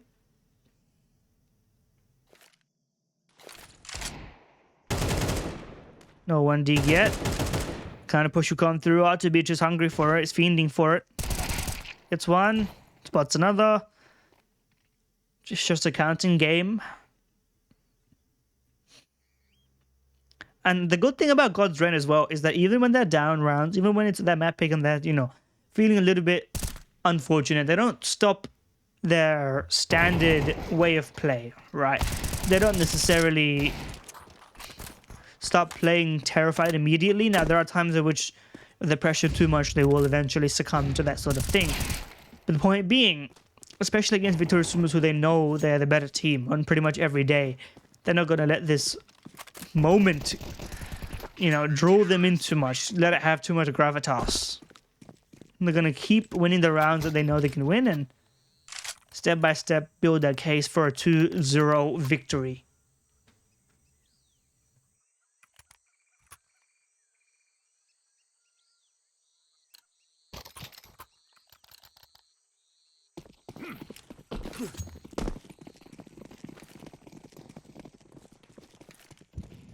Once again, solid classic Yuto Barbie tucked into the cubby as always. But this time the fight's going to be a little bit more different. We see Champ, but Finn is just on one today. Look at that. Double kill. Yuto out. Rossi covering him for the Yuto throw as well. What is going on? That smoke was not... It did not land. I understand Finn will be a little tilted there, understandably. So he saw the smoke getting thrown out, but it did not stop the peak. It was doing some funny bounces and, you know, shenanigans were going on. Rico Master Mac 10 1v3. It's not the craziest thing we've seen happen today. Seen a couple of interesting team kills on pistol rounds. God's Reign will know what I mean, but I don't think there's anything left for him. He should just get caught, fired up on the up. Okay, hold on a second. Don't give him too much. Don't give him too much. He's gonna die to the Mac 10 Molotov combo. 50 seconds. Rico Master does have the entire map to play with. He's got one golden path, or a couple of golden paths, towards B. Does he realize this? It's so late in the round, you don't know where the CTs are at all. So, as you pick up the AK, your question is, am I making the right decision? 20 seconds to get that bomb down. He's got the right idea. Another Rico Master clutch could be in the makings. He's not been so hot on the AWP. Oh, never mind. I was going to build him up a little bit there. Give him something to work with. Unfortunately, Rossi just gets that instant tap. And they're back down to pistols with SUMUS. Unfortunately, it's been, you know, similar story to that first map. But this time they win more on the first half, but they don't capitalize on that second half at all, really.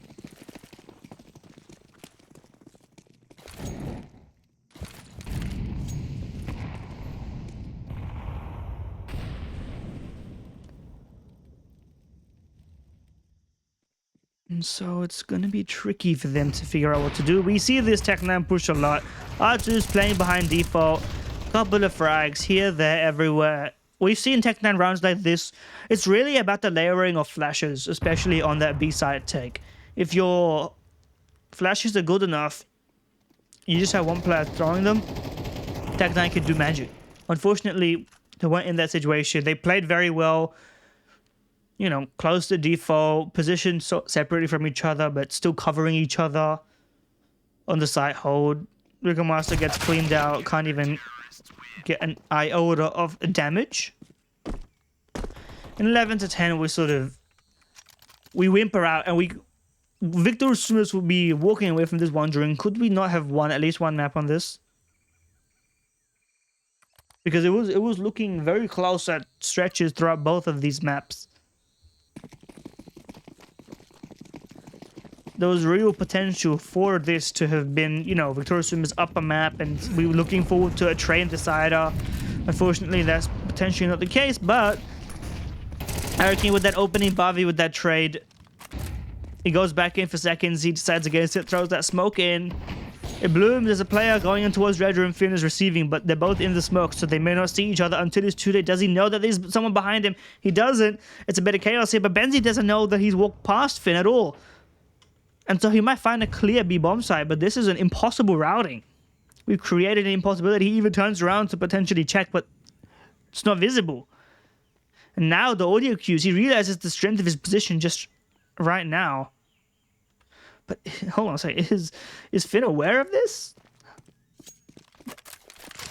Is that possible? Recall Master is still stuck behind these doors, which is a crazy place to be. They need to peek in tandem here. Benzine is really...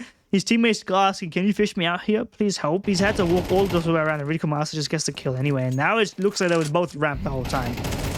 It's funny, I'll say that. Recall Master tasked with another 1-on-2. The AWPer turned clutcher. I don't think he's going to predict Bivy behind him. It's just going to be... Oh, but he fumbles the bag. Hold on a second. You have to commit to something, Recall Master. You can't just be caught between two angles. But the headshot from Bivy is too good. All that Deagle one-shot practice has been for this moment, and for this moment exactly. And you can see, you know, the vision of that round for Victorious SUMUS could have really worked. Fortunate timing could have been capitalized upon, but the way that his teammate was actually stuck towards B, if his teammate was able to cross through and actually make it into the bomb side, they could have played a much better post plan with that positioning. But unfortunately, because he had to help his teammate, it just ended up being like any other round. What is going on in middle, man? The brawl actually ends up with a 4-on-3 T-side victory. Champ is going loud and proud mode, but I don't think he's going to check his back. Finn's going to get him. And now equalized. R2B2 in this corner position, not checked. That would be that down for Arakin. One final angle clear would have allowed you to play for overtime. Instead, you're going to leave it up to Recoil, Master, and Razor. Both names start to end with R. And are they going to win this round? Probably not. But crazier things have happened so far. Let's not be ahead of ourselves. Finn is playing behind his default position. Spots the player, but Razor gets that headshot. Now, 2-on-2. Orb finishes the job. And once again, say the line, Recoil Master, 1-on-2. But this looks like doable. It's not clean, but it's getting the job done. He's got a Galil. He's got time to play with. Chucks a Molotov as if he's rotating towards the B-bomb side. A fake to fool his opponent. And R2 bites completely. But as the time takes on, he's realizing, wait, there could be layers to this. There could be something else. And now that the bomb goes down, questions are no longer being asked. He doesn't pick up a better weapon, though. Staying with the Galil for now. Both players really itching for this one. Very strong map from R2. 22 and 14. He's got a kit and a smoke. So Recoil Master's really going to be screwed here with that utility. Smoke on the bomb, but not on Donut. He just sticks it. But he's low on ammo.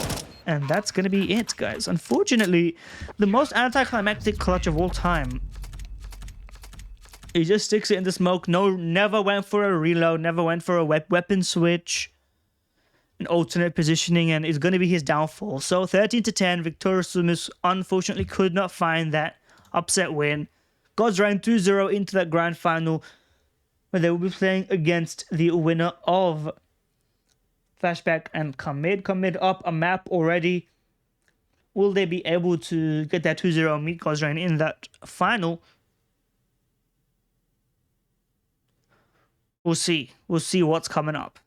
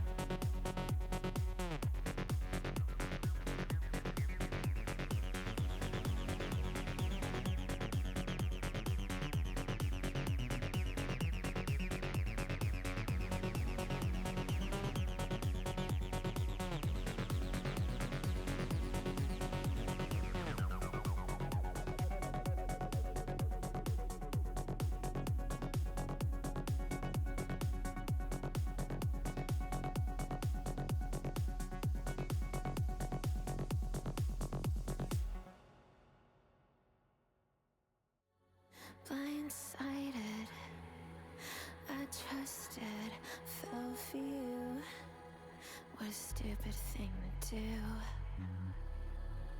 Blindsided, high hopes, but they fell away the moment you lied to me.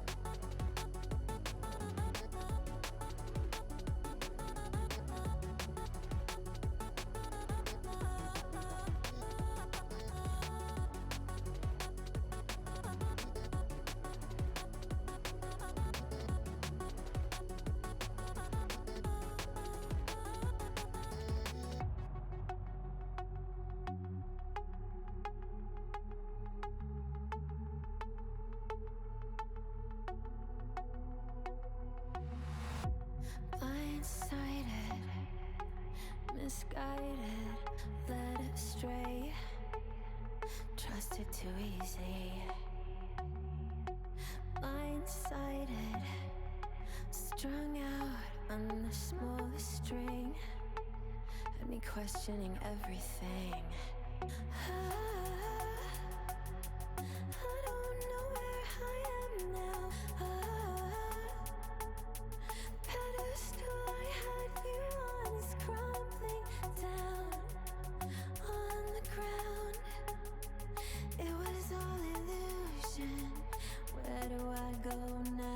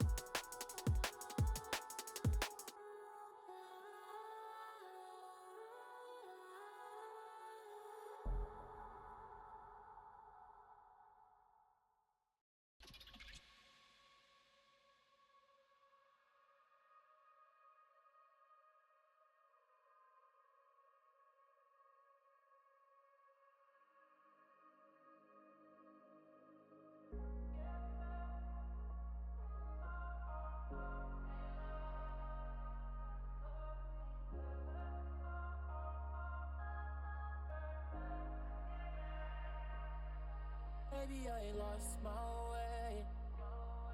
Maybe you ain't gone too far. I had nothing left to say. We had left ourselves in the dark. So tell me this, if we left the pieces where they fell, will we have a lot to lose from lying to ourselves? All the times you said to me, the feeling that you felt, we lost it, we lost it. Can we get back the love we had? Get back the love we had? Or are we in love with what we lack? Get back, to get back.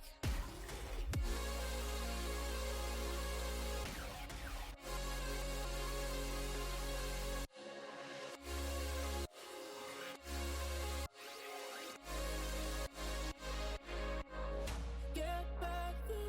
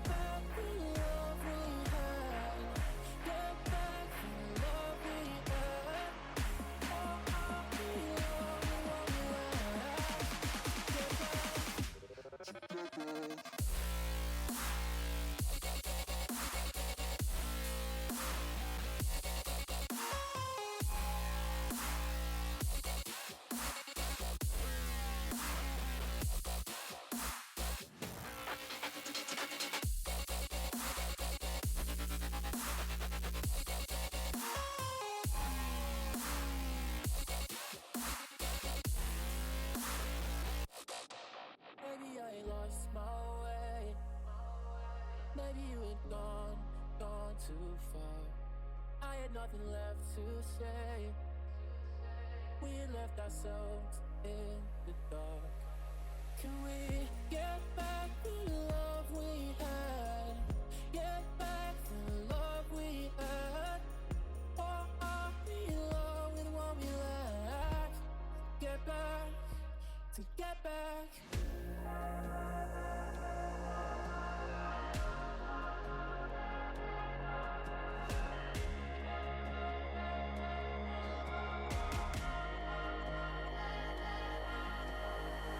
Get back the love we had. Get back the love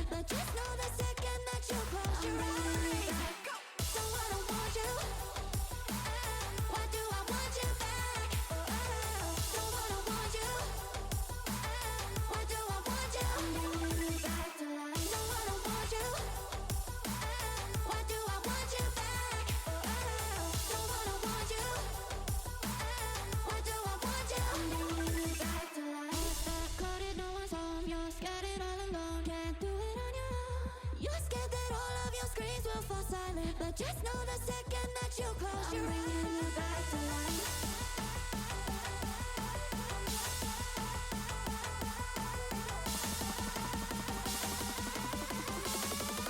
I'm bringing you back to life. Don't wanna want you. Why do I want you back? Don't wanna want you. I'm bringing you back to life. Don't wanna want you. Why do I want you back? Don't wanna want you. The second that you close your eyes, I'm bringing you back to life. Don't wanna want you. Why do I want you? I'm bringing you back to life. Don't wanna want you. Why do I want you back? Don't wanna want you. Why do I want you? I'm bringing you back to life.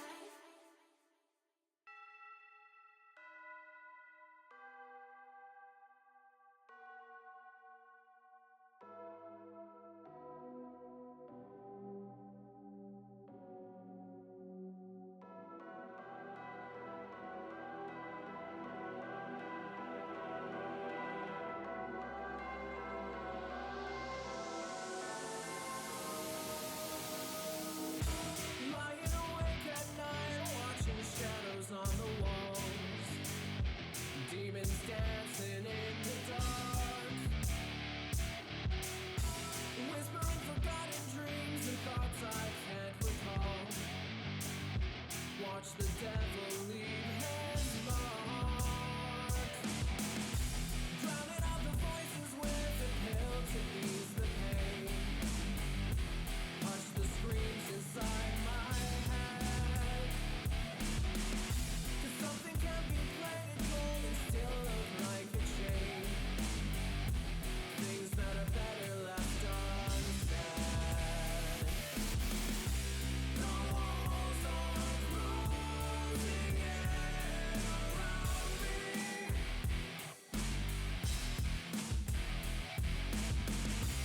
And all the lights keep burning out.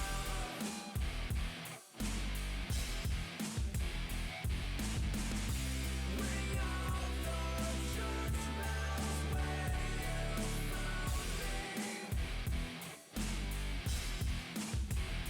And take me home. Take me home.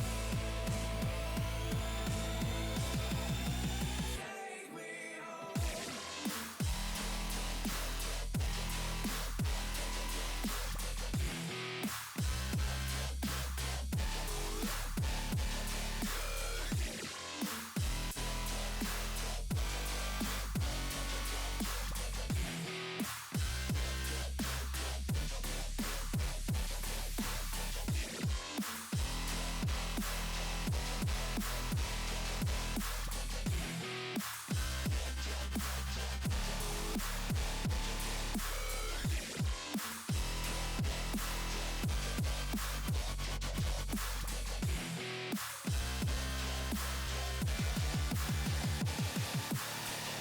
Forsaken every dream and left the will to slowly fade. A single flame that burns to black. And everything I knew I loved dissolves each passing day. Time that's never coming back. Scraping at the walls until my fingers start to bleed. Stain the whitewash crimson red. Mustering the will to scream, but I can't even see through all the shadows in my head. The walls are closing in around me.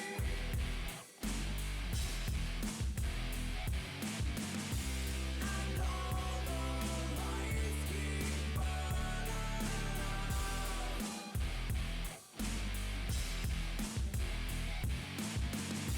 Ring out the church bells where you found me.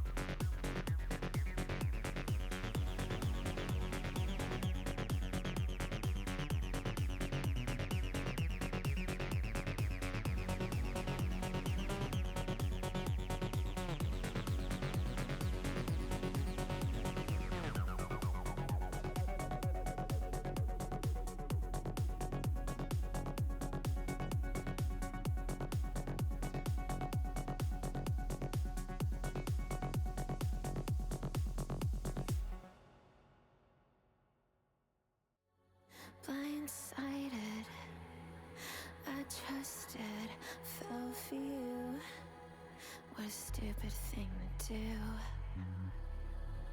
Blindsided, high hopes, but they fell away the moment you lied to me.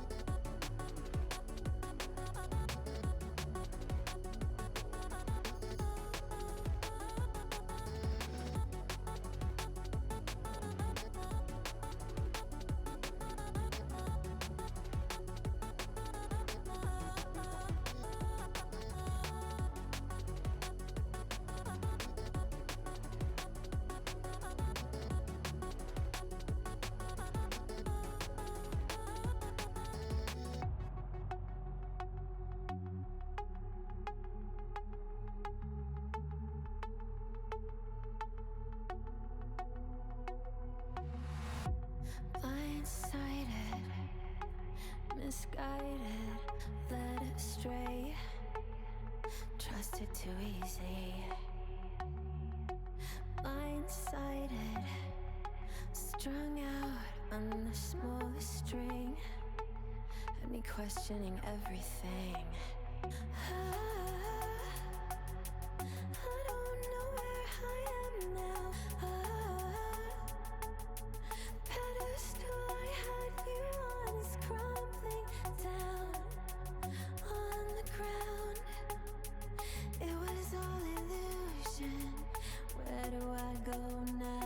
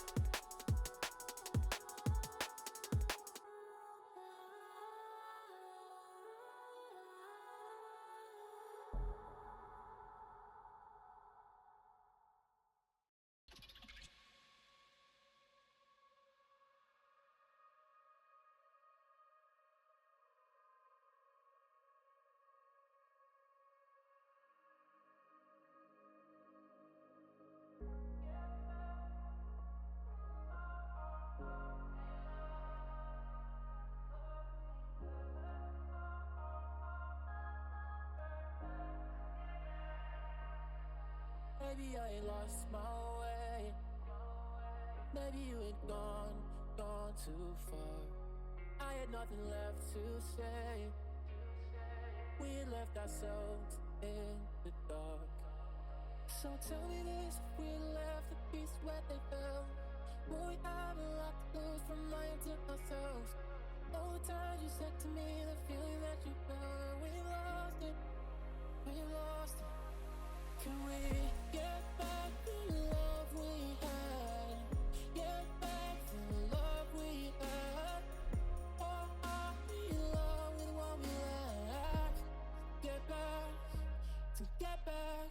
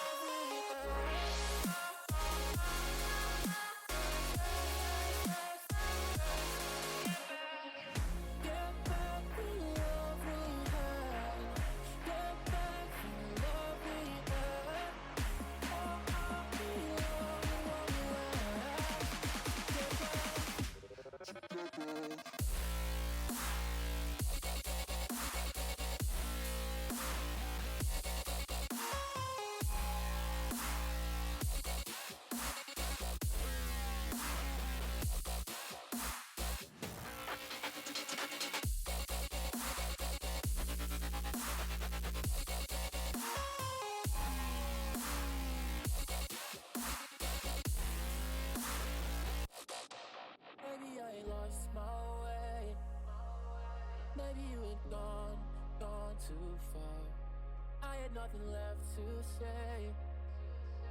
We had left ourselves in the dark. Can we get back the love we had? Get back the love we had? Or are we in love with what we lack?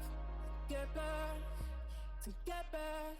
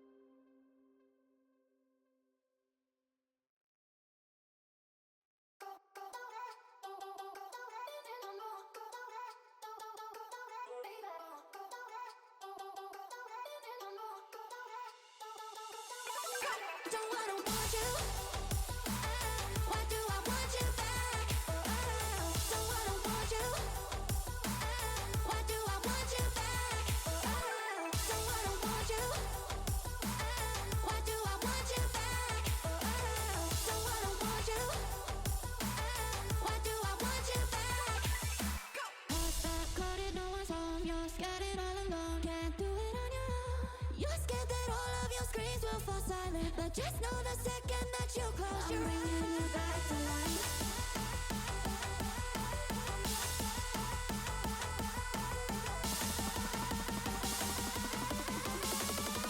I'm bringing you back to life.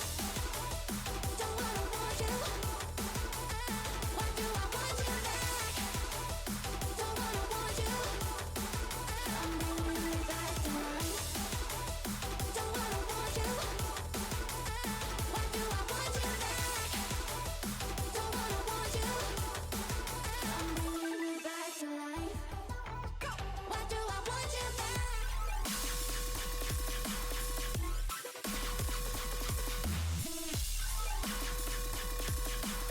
Why do I want you back? Don't wanna want you. Why do I want you back? Don't wanna want you. I'm bringing you back to life.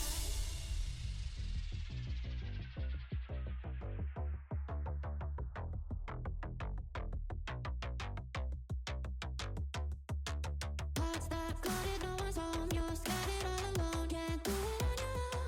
You're scared that all of your screams will fall silent, but just know the second that you close your eyes, don't wanna want you. Why do I want you back? Don't wanna want you. Why do I want you? I'm bringing you back to life. Don't wanna want you. Why do I want you back? Don't wanna want you. Why do I want you? I'm bringing you back to life. Hearts that clouded, no one's home. You're scattered all alone, can't do it on your own. You're scared that all of your screams will fall silent, but just know the second that you close your eyes, I'm bringing you back to life.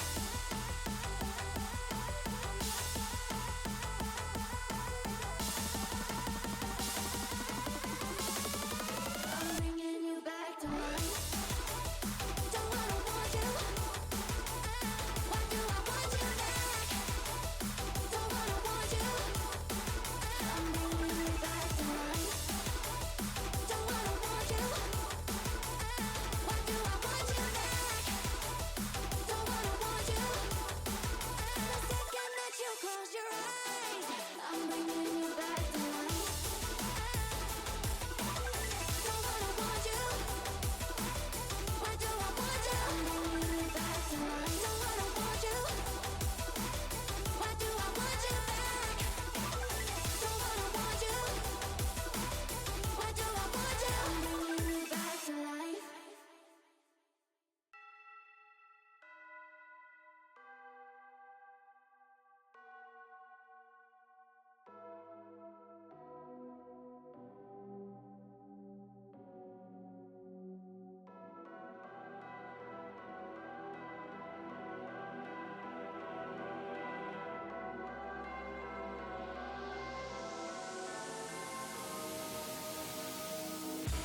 Lying awake at night, watching shadows on the walls. Demons dancing in the dark. Whispering forgotten dreams and thoughts I can't recall. Watch the devil leave his mark. Drowning out the voices with a pill to ease the pain. Hush the screams inside my head. 'Cause something can be played in gold and still look like a chain. Things that are better left unsaid. The walls are closing in.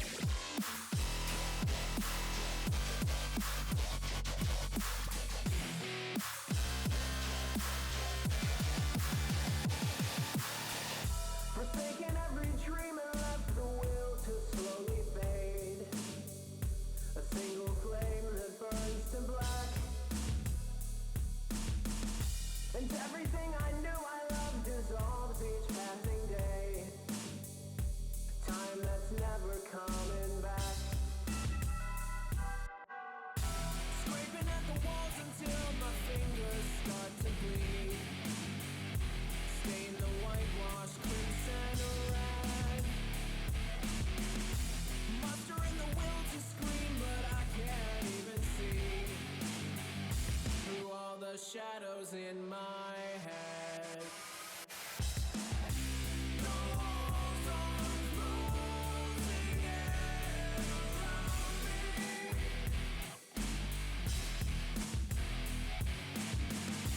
And all the lights keep burning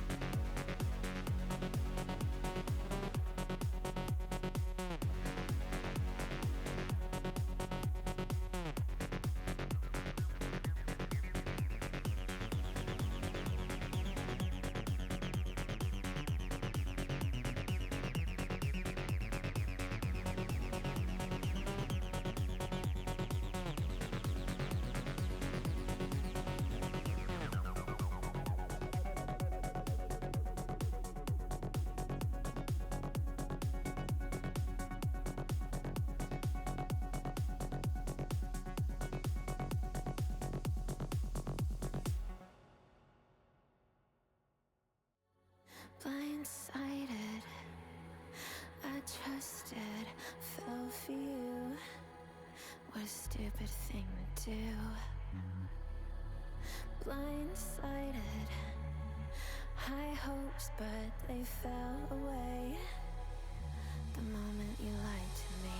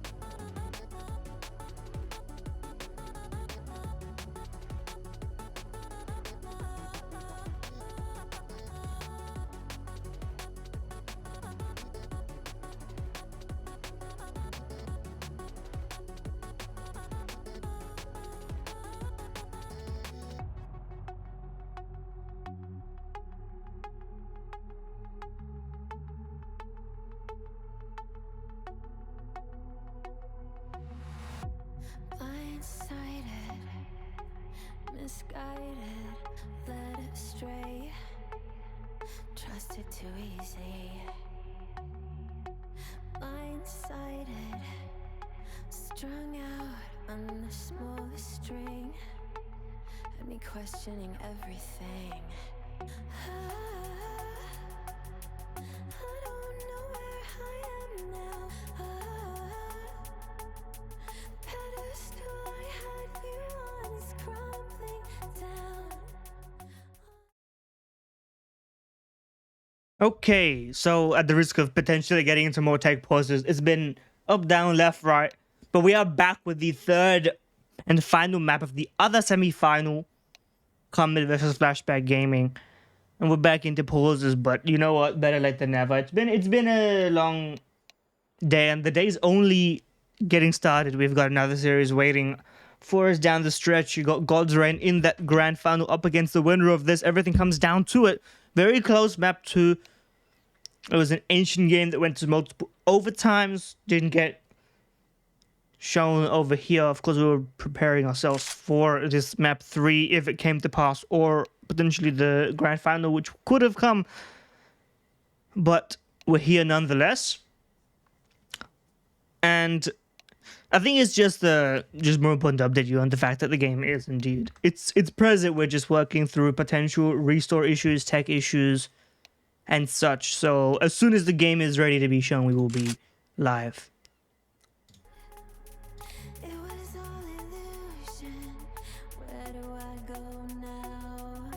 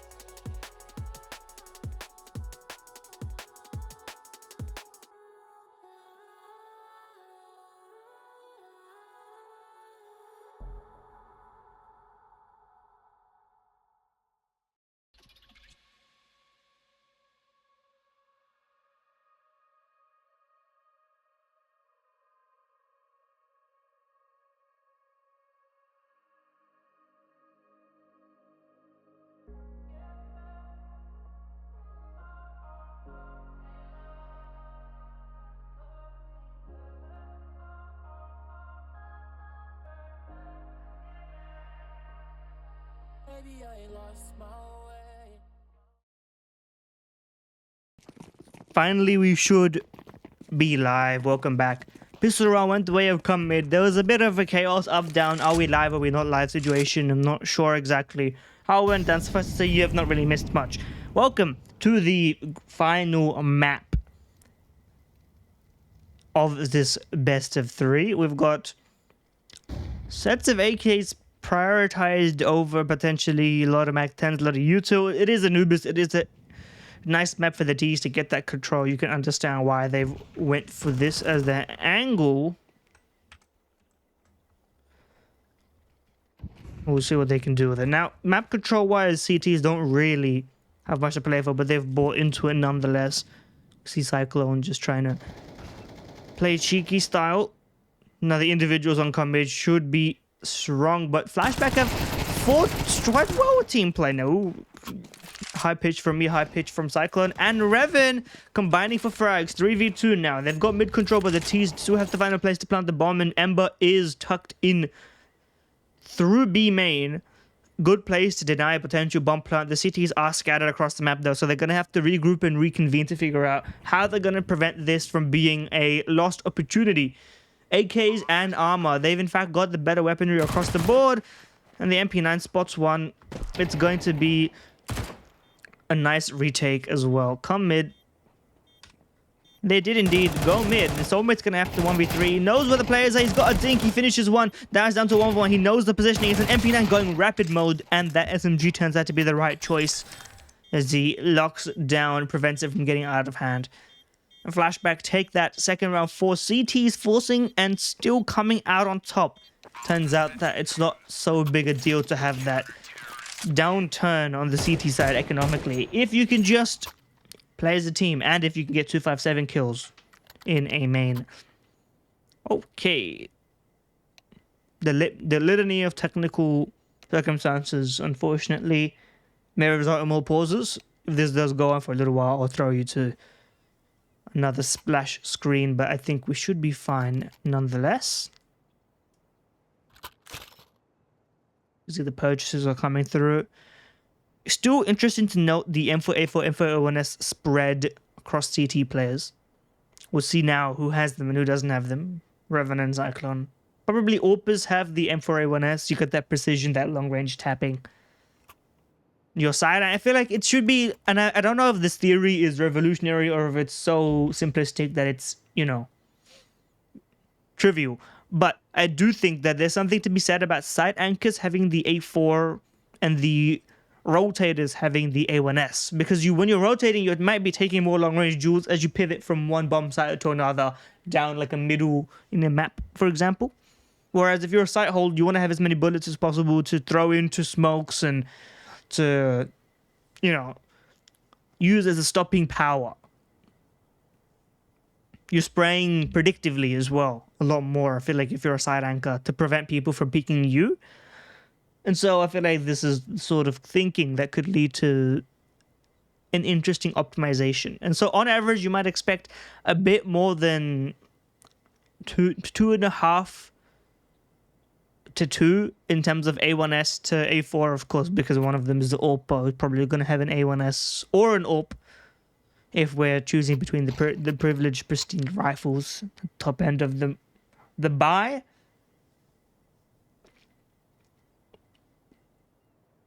It does look like we will be here for the long haul. So, I'll put you through to another little pause. Gone too far. I had nothing left to say. We left ourselves in the dark. So tell me this, we left the peace where they fell. Will we have a lot to lose from lying to ourselves?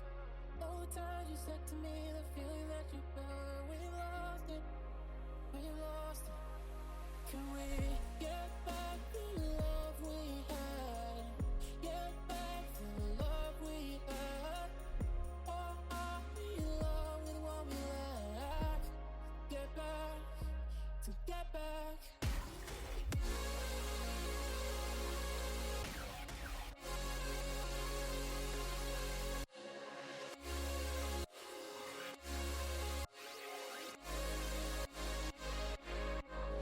Get back the love we And we are back. Just some internet issues, so on and so forth. We have resolved them. We are back into our Anubis decider. Guns across the board. Not optimal, but there is an AK on Pokemon. So on some level, there is a gun across the board. And you know what? The Tech 9 and the Deagle are guns in a matter of speaking. So investment in defaulters feeding a little bit. Curious about the smoke. Maybe looking and waiting to see what's behind it. It's got a nade and a molly combo to deal a bit more damage, but needs to be careful because it's easy to get overrun. Nade on a decent timing. And he has got his smoke as well. Re-smoking it. So Connector's going to be under his control for the foreseeable future. Molotov actually forces him out. He opts not to stay and fight. At the second Molotov forces it. That layered of utility is absolutely incredible for a side take. Way to make use of what you've got. Ember gets 2 is more than you could have really asked for in that situation. Overrun by multiple players. Leave Cyclone in a winnable situation because he does have real opportunity if he's worried and ready, but he doesn't predict the peak and Cyclone gets taken down by Pokemon. So, come mid, they don't even need to do that. We're going to be endlessly using the come mid pun jokes throughout this entire series. I hope you're prepared.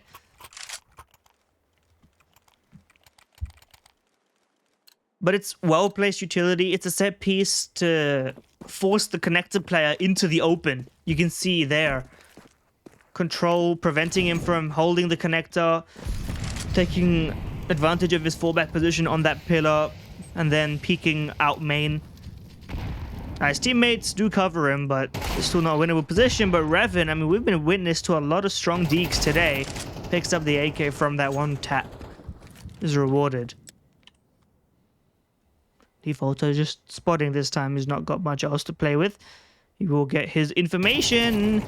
Smoke should be good enough for now. Nobody else is behind it, so it's not like Zyron can just afford to let that one go. Dilly and HSB on the other hand do get kills. Middle, not occupied. Cloud is spread close to smoke as the A main hit will slowly come in. 1 minute on the clock. He hears the footsteps, the audio cues. They don't realize that there's another player here. He gets 2 frags, picks up the AK, looking for the third. He's on the side playing around the Rosie, and he gets taken down. Dilly in a 1-on-2 now. Clutch doable. He's got an AK in 50 seconds. He's got the bomb. He could opt to retreat all the way. But if he needs to go to B, it's going to be a quick one. Just enough time to walk there silently, but he opts to run. Maybe get a better post-plant timing. He's got the right idea because both Defaulter and Ember are just now exploring the possibility. Playing together, which is the upside of the decision they've made. And now where does the post plant get played from? Where does Dilly opt? He goes towards main. Now unfortunately, he doesn't get plausible deniability because the CTs are retaking from connector. So they only know that the likely position is going to be towards main because otherwise they can just stick this defuse. They have no kit though, which could influence this decision. And no more utility. It's a tap. Dilly doesn't bite just yet, but he has to decide at some point he's going to show himself. Time ticks down. If that diffuser went down, it's over, and I think it is. Gets that instant headshot. Trade is good, but it does not matter. The round is won. Come mid. 3-1 up. Early start looking good. Just a quick force buy away for Flshbck, but not in the rhythm of things. And that's the downside of playing, you know, together instead of being proactive with info, is that if the T-side clutch player decides to get that bomb, then immediately you've got to waste 10 seconds rotating. You've got to waste a lot more time figuring out where he is, and you don't have utility at that point. Ember's got the AK. Of course, he saved it last round. It's only natural. Bomb not committed yet, but early info plays towards A should be fruitful. Pokemon likely to just run in there with a Mac-10 and at the very least figure out who's there. AK is hunting though. It's Ember gonna find contact with HSB.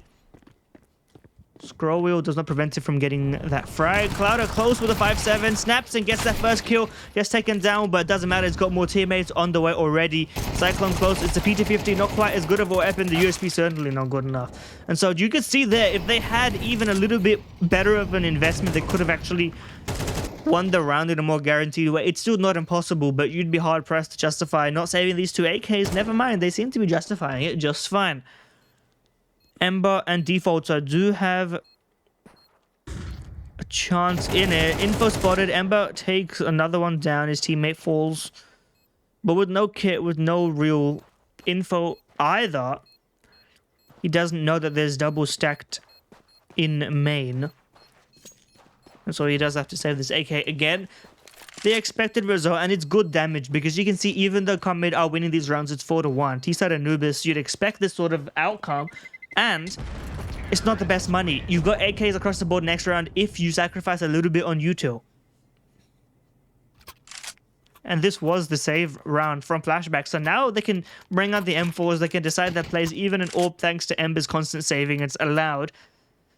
And now we get a treat. We get to see whether Revan can find this output where it matters. HSB's picked up that AK, but you can tell 3 players essentially down to 0. Revan opening mid, U2's there to pressure him, but it doesn't stop him from taking that peek. Soulmate jiggle peeks and pays the price. Pressure not strong enough. Clouder follows up on it to prevent any cheeky peeks. And now the T's don't really have anywhere to play with right now. Ember's playing this off angle behind this box. Spray's good. He's got to fix that mouse though, I do have to be honest. Second time in back-to-back rounds. Eventually it'll come back to haunt you, but for now it's been nice frags. Cyclone just playing tucked in heaven. He's got the info. Should just wait for his team to get that rotate. He is trapped, of course, but okay, Revan for that trade is an interesting choice that he's made there. Clouder does well to get one, preventing it from getting out of hand. Watches for heaven, but caught sleeping, perhaps looking elsewhere. And Defaulter playing together through the smoke. Maybe not what they expected. Eats the nade, pays the price, but it's worth it. This is the kind of thing that you see in CS2. It doesn't matter if you're willing to get that peak. But do they read their dillies in towards this pillar? They have spotted him now and he doesn't get the instant frag. Defaulter takes advantage of it. So, well played from Flshbck. Get those strong early round kills. A little bit of an opportunity offered with that heaven sort of collision. Opting to play tucked in without a smoke, knowing that you're probably going to be watched. And Revan could have ended up letting that round fall into disarray, but it's a strong set of mid-round frags. So 2-4. This time around, not so much of a complex issue. We've seen it before. It's a quick B take. Who's there to receive it? Ember's got U2 lined up, but he's not silent about this, which means that the T's are going to know when to go. Revan gets that first frag. Ember throwing that utility. Another one from Revan. And Ember good on that side hold, but it's not good enough to prevent the bomb from going down just yet. We're going to see. Pops through the smoke. Revan's playing aggressive, playing loose or fast with it, but they've opted to just give it up, instead play more guaranteed. Zyron and HSB have picked up guns, but there's no armor on the back of HSB. And indeed no armor on Zyron either. So this is going to have to be a lot of instant headshots if they want to win this round. It's a 2-on-3. And they've got their best routing that they've chosen right now. That Revan is solo on A. The armor doesn't really matter here. So if they double peek here, not like that. The info given over. The rotate should be coming in immediately. 40 seconds now just to figure out what's what. Zyron, patient, rewarded, but that patience has also allowed the rotate to come through. He's not going to expect someone so close to him, and even if that flick was on, the aim punch would have prevented anything further. So it's a nice attempt from come mid to keep putting these rounds in winnable situations for the T's, leaving them in valuable, you know, mid-round circumstances. But Flshbck are doing well to get that team play down. And indeed, it did take a gargantuan effort for them to make that final OT in map 2 a good result for them.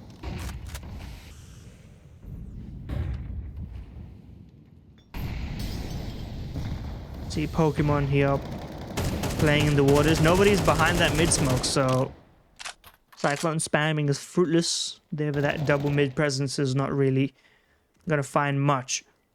So there is a window here where a quick B take is in order. Smoke fades and seems like that's gonna be the play. What do Defaulter and Revan do? A Defaulter and Ember. Cyclone's also rotating. The AWP's not here yet. Ember doesn't even get one. He's defaulted to get two instead. He's still stuck behind here, reloading, gets taken out before he can do anything, and there's just going to have to be a save. I don't see a way in which they come back into this unless Revan gets a kill while just observing here. Instead, just reveals his position, maybe just gambling on a random shot through that brick wall. But come mid are decisive with it. They had that initial game plan. Nobody towards mid, realizing that there's a window potentially towards the B bomb side because that mid pressure is a bit stronger. And really, it's just a synergistic, you know, you take advantage of the opportunity that's presented to you. You didn't start anybody mid because you were already planning to, you know, go towards water, take that connector fight, come what may. And so you hear this mid presence and you think to yourself, okay, do we snap and go? And it turns out the answer was yes. Still not the best money, but Flshbck could second that comment. Opting to buy in, not the worst decision at all. You have this AWP, and you have a chance to still break the economy of the T-side, which is a rarity in this day and age. No such default this time, though. And very limited utility. 5 smokes and a nade is probably some of the weakest util we have ever seen. But the bait and switch setup, Cyclone Revan playing towards A is revealed the setup now. The FAMAS is going to have to be a bit stronger than that. They know the AWP is behind this, but they can't just walk through the smoke without a little bit more effort. And they don't have the players to capitalize on it. HSB does get that entry clouder tucked to the left side. Couldn't manage it. And now this double setup towards Con's the only presence that the CTs have got towards B. They have got Revan rotating towards it. But the Ts aren't yet committing to a bomb side, just feeling it out. They've got a minute. Still no pressure towards mid though, which is interesting to me that they haven't opted to, you know, figure out where the AWP is. It's a smoke towards mid thrown by Pokemon, but this is just a lurk. And so this is still an entirely possible round for Flshbck.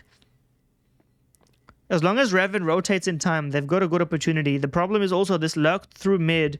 Pokemon could get a fantastic timing on 2 frags. But yeah, he looks away. He looks away at the perfect time. And Pokemon gets 2 frags as written. Revan, you're already way too out of position here. No idea what he thinks he's doing. It's a dream 1-on-3. In that situation, I mean, you have no confidence on where the map is safe to save, so it's understandable that you don't just leg it back through spawn. You know, you could have somebody else twisting the knife, but still going for that peak. Brave. And finally, a reprieve from the constant buys, the constant aggression. We do have a nice little round.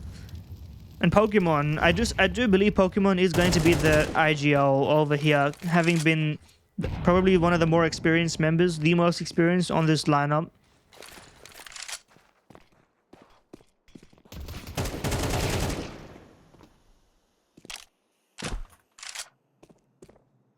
As well, it is sort of a mixed lineup. It's more accurate to call it sort of a blended lineup because it's not like it's 5 players of different, you know, countries and regions. You know, it's 3 players or 2 players and a coach from Iran, and then 3 players from Pakistan. So, you know, it's kind of trying to find that perfect formula. And I do prefer this approach of, you know, to just plug and play one player, because you could try and build something with this. HSB farming a little bit of confidence. 11 and 7, although 4 of those kills were just now gifted to him, but nevertheless. You take what you can get. Revan insta-buys into AWP Kevlar. Nothing else. Is going to have to go for some bold peaks with no U2 except the people behind him. So we'll see where he takes it. I do think that some aggression is warranted, as is often the case. CT Anubis is known to be an aggression merchant play. And he's playing alongside his teammate. Default is just throwing his entire body on the line here. Loud and proud. This shouldn't be a secret, to be honest with you, but Zyron gets that kill on Clouder. Default is not going to cross in the right position. Spam back and forth. Cyclone gets another one. What a frag. And now it's still a 3-on-3. It's a miracle that this ended up being an equal split after all was said and done. It looked like Default just threw his life away. But you've still got Revan. You've still got Ember, who's opting to play solo B. Makes the measured decision to walk it off, play a bit more passive. But they do have no kit, so it's an important note. No kit, limited utility. If you're going to play passive here, not play for the retake on B, then you know that you're, or rather to play for the retake on B, you know you're going to have a limited chance of succeeding there. So even if you fall back, it's almost as if you're baking in the 3-on-3 save if there's no more frags. Cyclone spots one. They're already getting early aggression, early sort of pokes and prods into this post plant before it even becomes a post plant. Using that nade, it's a good effect.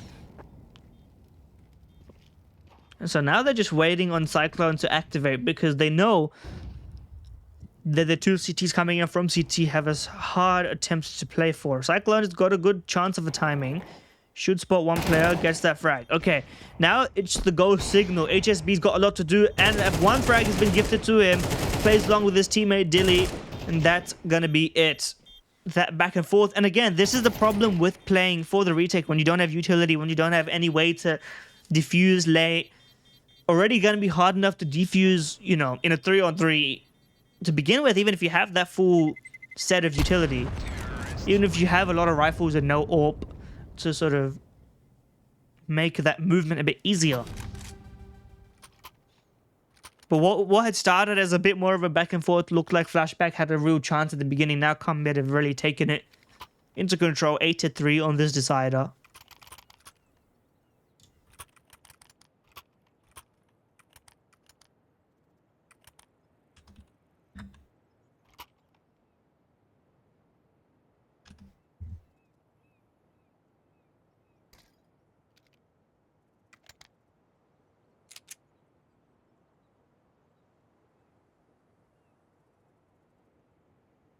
And it's an interesting conversation. We talk about God's Reign playing against Com Mid.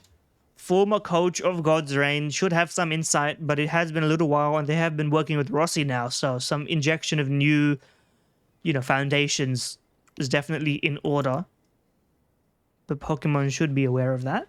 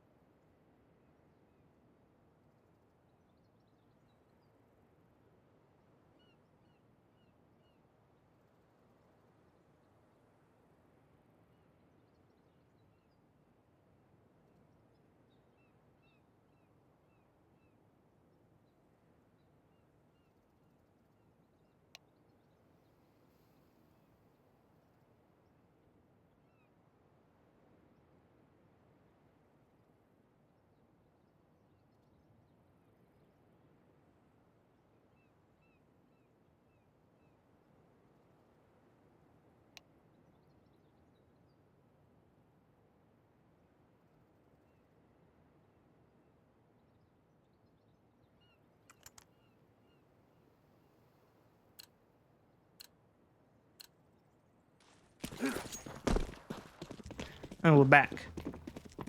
It's not the prettiest buy on the CTs on this last round, but you have to make do with what you got. This time the mid hold is a solo Revan job, but he's not going to be tasked with much. Nobody's actually coming mid, despite the titular name. In fact, it's B pressure. That's also not going to be received with any utility. Cyclone, just a little flash, or it's even a decoy. You don't see many of those nowadays.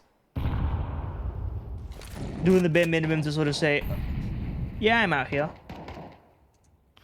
There's somebody in this bomb site, don't just walk in for free. Ember this time is playing connector. Or rather, he's playing the entirety of B as the rotate's already in towards A. They've got the right idea. The bomb is here. They could catch deal with U2 out, and they do so. Indeed. First kill is his. Second kill, Defaulter doubles down. Nearly gets a third, but his teammate is behind him to try and trade. Cyclone doesn't commit, though. And there's going to be a fight in middle. Revan falls back off of it. All across the map, duels are taking place. Ember once again playing passive, but they do not have a kit. It doesn't matter. The Pokemon does not go for that clear. Ember's played this before, but not predicting the double down. And Ember this time stands, fights, and is rewarded for it. Only one player remaining. It's HSB playing in connector, now on site. Needs to retrieve that bomb. Lobs the classic flash, but blinds himself in the process. Unfortunate. 10 seconds. Round is over. And Flshbck 4 on the CT side is not the greatest, but it's at least workable. We consider how T-sided Anubis can get. It's not that big of a deal. But it does mean that you have to make good on the promise. It does mean you have to just, you know, get every single gun round, get that map control, prove that this map really is, you know, what people say it is. Because, you know, certain teams do defy the map statistics for better and for worse.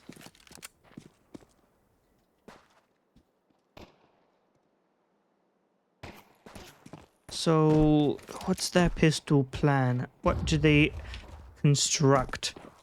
Mid take, smoke towards that left side into A.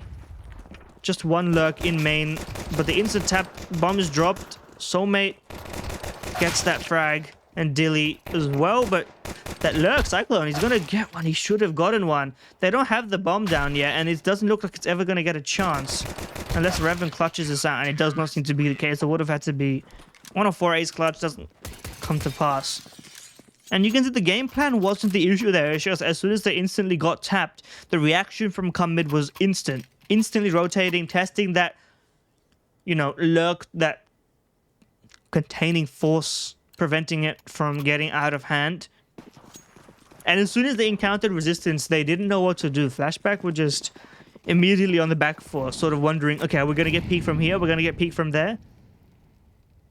Not following through on that promise of that side take. And unfortunately, with no bomb plant, they don't even have a chance in this round. It's just a Deagle. We've seen brilliant things from Deagle so far, but I mean, this is a bridge too far. As he crosses under the bridge.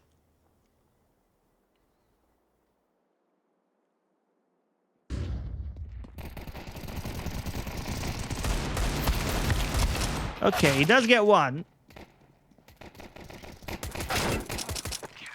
That's all he does. Won't cause any problems. In fact, donates that Deagle over to Dilly.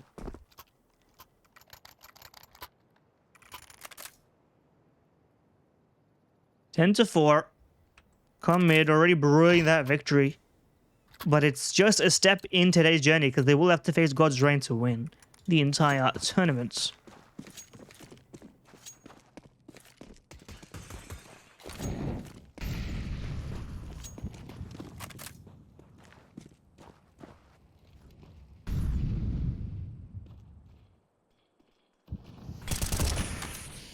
Kill through the smoke. Great way to start this off, but Cyclone gets that trade nonetheless. Now, a lot of info towards A. Probably where they're going to decide to go. They've got enough time to pivot, but they don't have map control elsewhere. And as you can see, Dilly is already tag team pushing with Soulmate. So they have full info that is going to probably be an alien unless they take the bomb through mid. But if they do that, they're going to have to figure it out. Hold on a second. Soulmate gets that kill onto Ember. That's the go button press. They've got no more map control. This has to be the side take. HSB can't be allowed to frag multiple times on this hold. Even one is a little bit too much. And now they just don't have the manpower to 2-on-3, but already tagged down low. 40 seconds, making the sprint towards B is the bold move. They're going to find resistance at the bridge. Already just a drive-by tap attempt, but they know that they can't sustain this duel. Maybe even a drop down behind them. They have to be worried about the fact Dilly's just waiting for the timing. In fact, just baits it. Soulmate's got a good potential angle. Depends on if he gets swung. Instead, it's going to be Dilly to flash and run through. Gets both frags. Through the smoke. Means nothing to him. He had that nade, opened it up, and saw the entire play coming.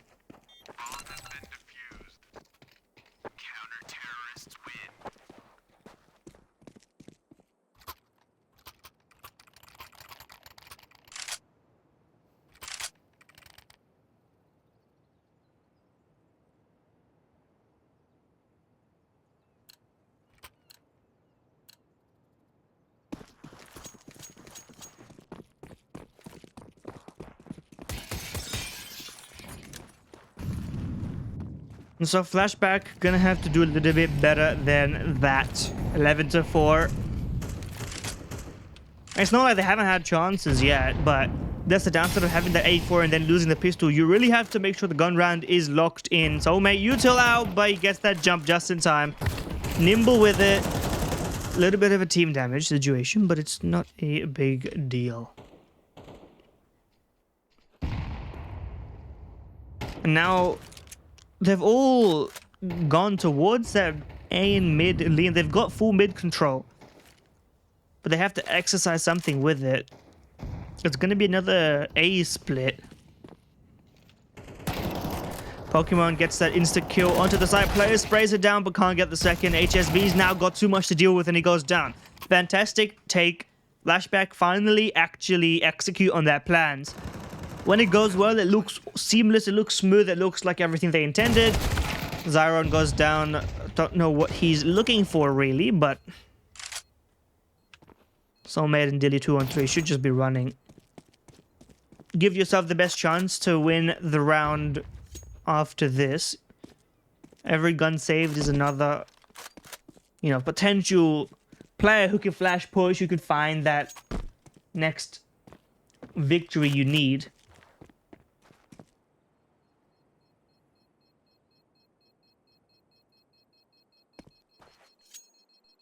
It's already a gargantuan task having to come back, but it's not impossible. Cloud is 4-13, but everybody else is relatively available fragging-wise.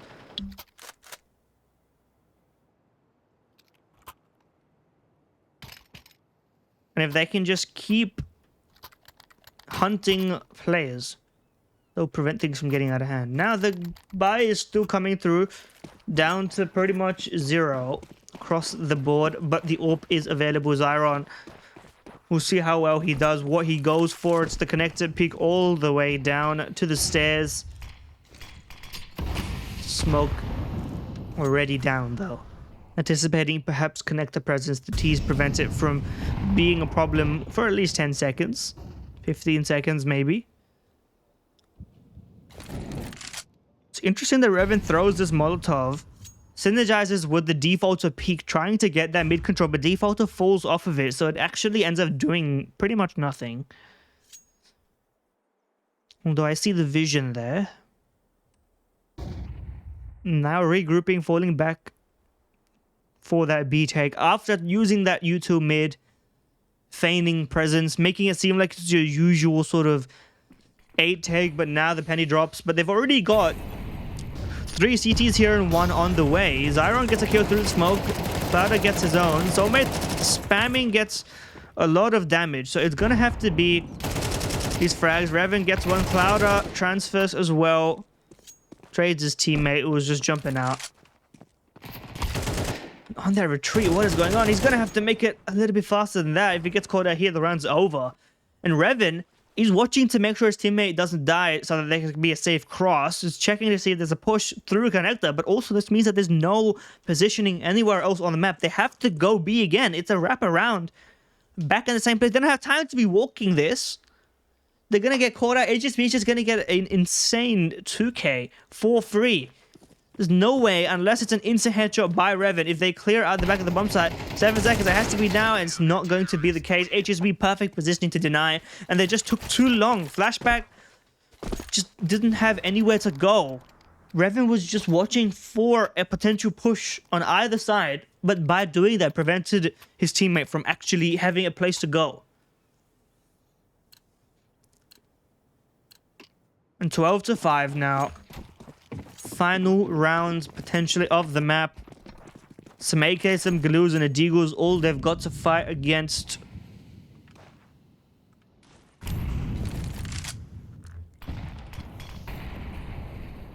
Commit have been pretty relentless. HSB 17 and 10, Soulmate 19 and 10, just getting those impact frags, a lot of spams through the smoke, and as I say that another one comes to pass, it's Pokemon just mopping up that A lurk.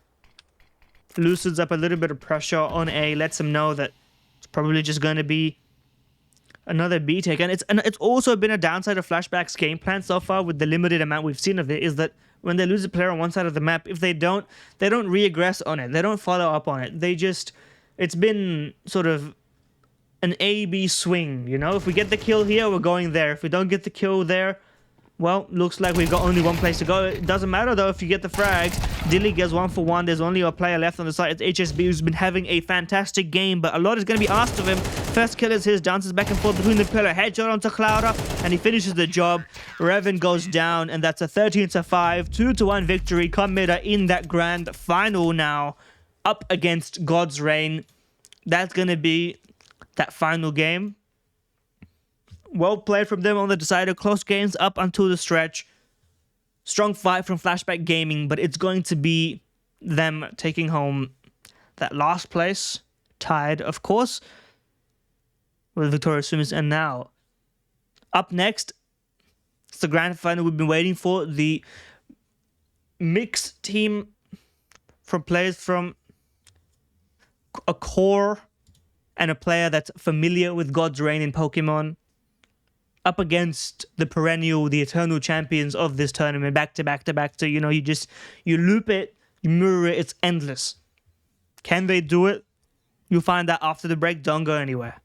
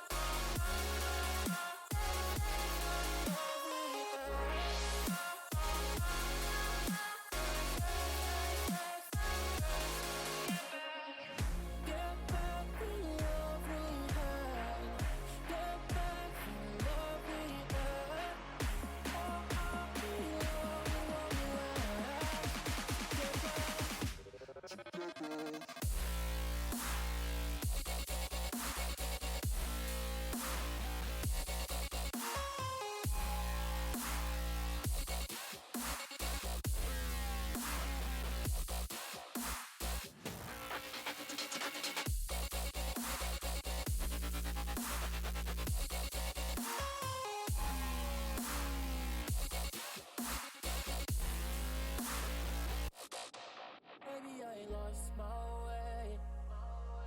Maybe you had gone too far. I had nothing left to say.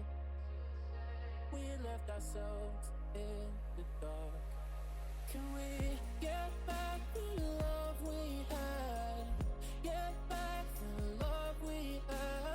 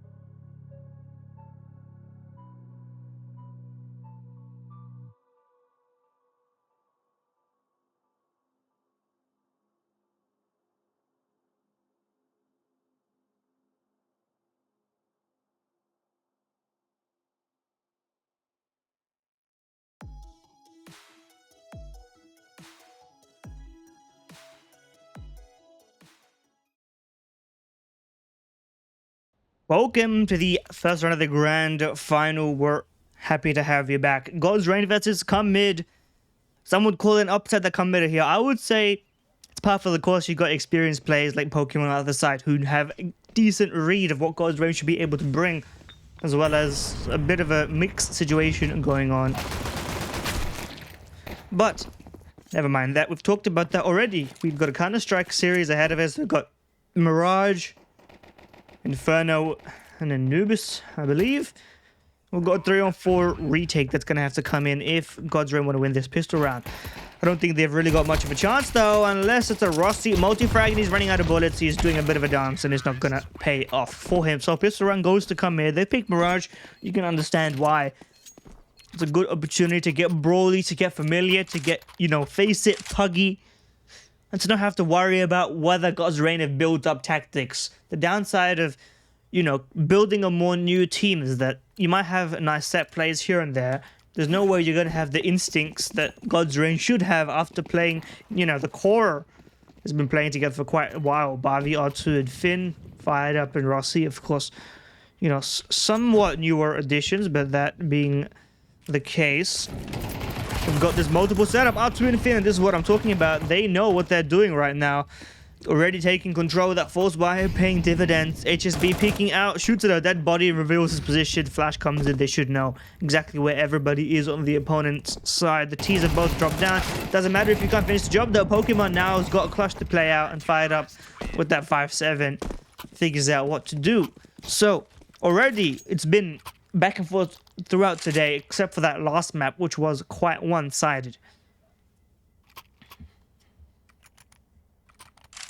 Now God's Reign are very much willing to take that. Got an AK on fired up.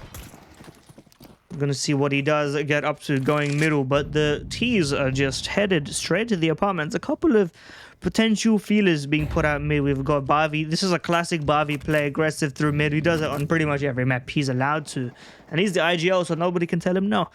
But jokes aside, he does love this, you know, potential for aggression. And this standard 1-2 setup. Zyron's one-digged him though, and now it's a little bit trickier. Now that your teammate's gone down, you have to figure out which angle you're going to commit to. Bavi, that one tap is going to relieve a lot of pressure. His teammate as well. Finn covering him has gone down, and I mean, this is the kind of thing that this setup can collapse to. R2's now is worried about the wrong situation. Rossi is concerned about the player that's looking out. Knows that this dropped down. You can't do that quietly, but doesn't know where his opponent's gotten up to. Dilly gets taken down. He's lost Rossi as well. So now it's a 2-on-2. R2's going to have to put this one together. Spots one out, but unfortunately, it happens to everybody. You shoot just a little bit too late. The entire jig is up. 40 seconds, the bomb is lost, but they don't know that the bomb is lost. I don't think Bavi ever pushed that far down. And Pokemon getting that tap. Now R2 being all this way is going to cause problems. But the thing is, bomb can just go B if this kill goes through. So it's actually in R2's best interest, not that he would know it, to delay this as long as possible.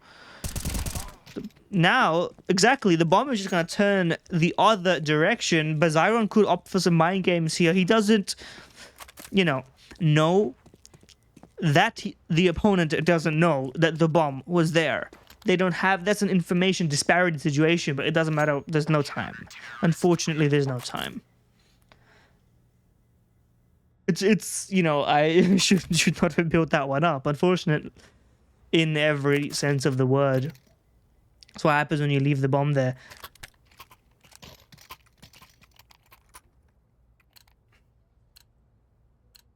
And now that I think about it, I don't know what his plan was. There was no way for that round to be won. I think they realized that a bit too late, and then just, you know, trying to save. So that's... First of all, it's my bad. Second of all, it's a little bit of a misread of the situation. Rossi... Solo for a second, but Bavi's back. Nobody's playing mid directly. It's a sort of jump spot. Spots a little bit more than he'd like to handle. Picks up that info and drops that molly. He's got the right idea, as there are two players in this underpass. As this is the force buy, the T side is trying to push that force war just a little bit. 4 strong towards middle. We've got this apartment lurk. Dilly, can he get that one tap? Soulmate's going to beat him to the punch. Rossi's down and Soulmate double. How does that even happen? Finn, you got to stand tall and fight, but you're being shot at from multiple angles. His teammate's got his back though. It's Zyron to get that final trade into middle on to fight up. Now Pokemon and Zyron have got to piece this one together.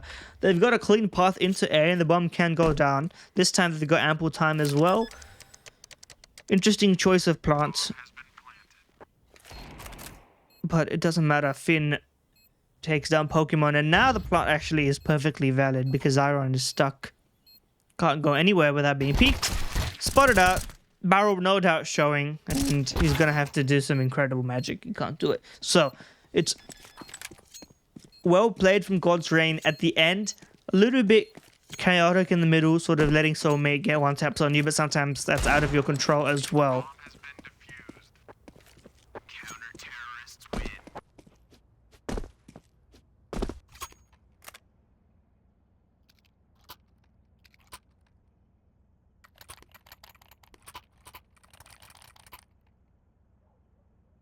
And still opting for the force buy, not ready to give this one up. Although it's an interesting buy. It's one of those half dips. It's a James-esque buy, for those who know. Back when James was, well, I guess he's still doing it. I don't know. I haven't seen Paravision play in a little bit because they've been chilling in the lower echelons. But Zyron putting that egg at a good use. 3 strong in middle. The nade does well to trade, and Rossi follows up, killing that lurk. Not the best Molotov, but it'll do something, I suppose. And now the only status of control that Comet has is mid. So they are really just begging for any gift to be given, but R2 is cleared up. There's nobody else home in A. They can leave that one pretty confidently. It's just going to be Finn maybe concerned about in a Palace lurk, but at the end of the day, the bomb is meandering its way, perhaps towards B, perhaps towards A. They've got connector presence. CTs are wrapping though. We've got that R2 flank, and he should find something momentarily. It depends on how thorough he is and how long Pokemon waits. It drops down. It's just not the cleanest. You didn't expect that peak to happen, so the adjustment's a bit delayed. Now Finn has got to figure out how passive he wants to play this. Is he going to go for the full retake? Position revealed. Soulmate takes down R2. Another trade, and Rossi goes down. Finn has got a lot more on his shoulders. Needs to finish this one out. No kit as well. So this retake is going to have to come pretty much now because they have a lot of work to do regarding fishing out positions. They don't even know that there's a player on the site. Fired Up is locked in on that for a moment, but no longer, and they're going to discount it completely. But it doesn't matter. They both adjust perfectly. Soulmate and Pokemon, for all the strong peaks and the frags that Soulmate got earlier, that one was a complete misread. And the adjustment from the individuals on God's Reign in the 2-on-2 is what gets them that round. 4-1.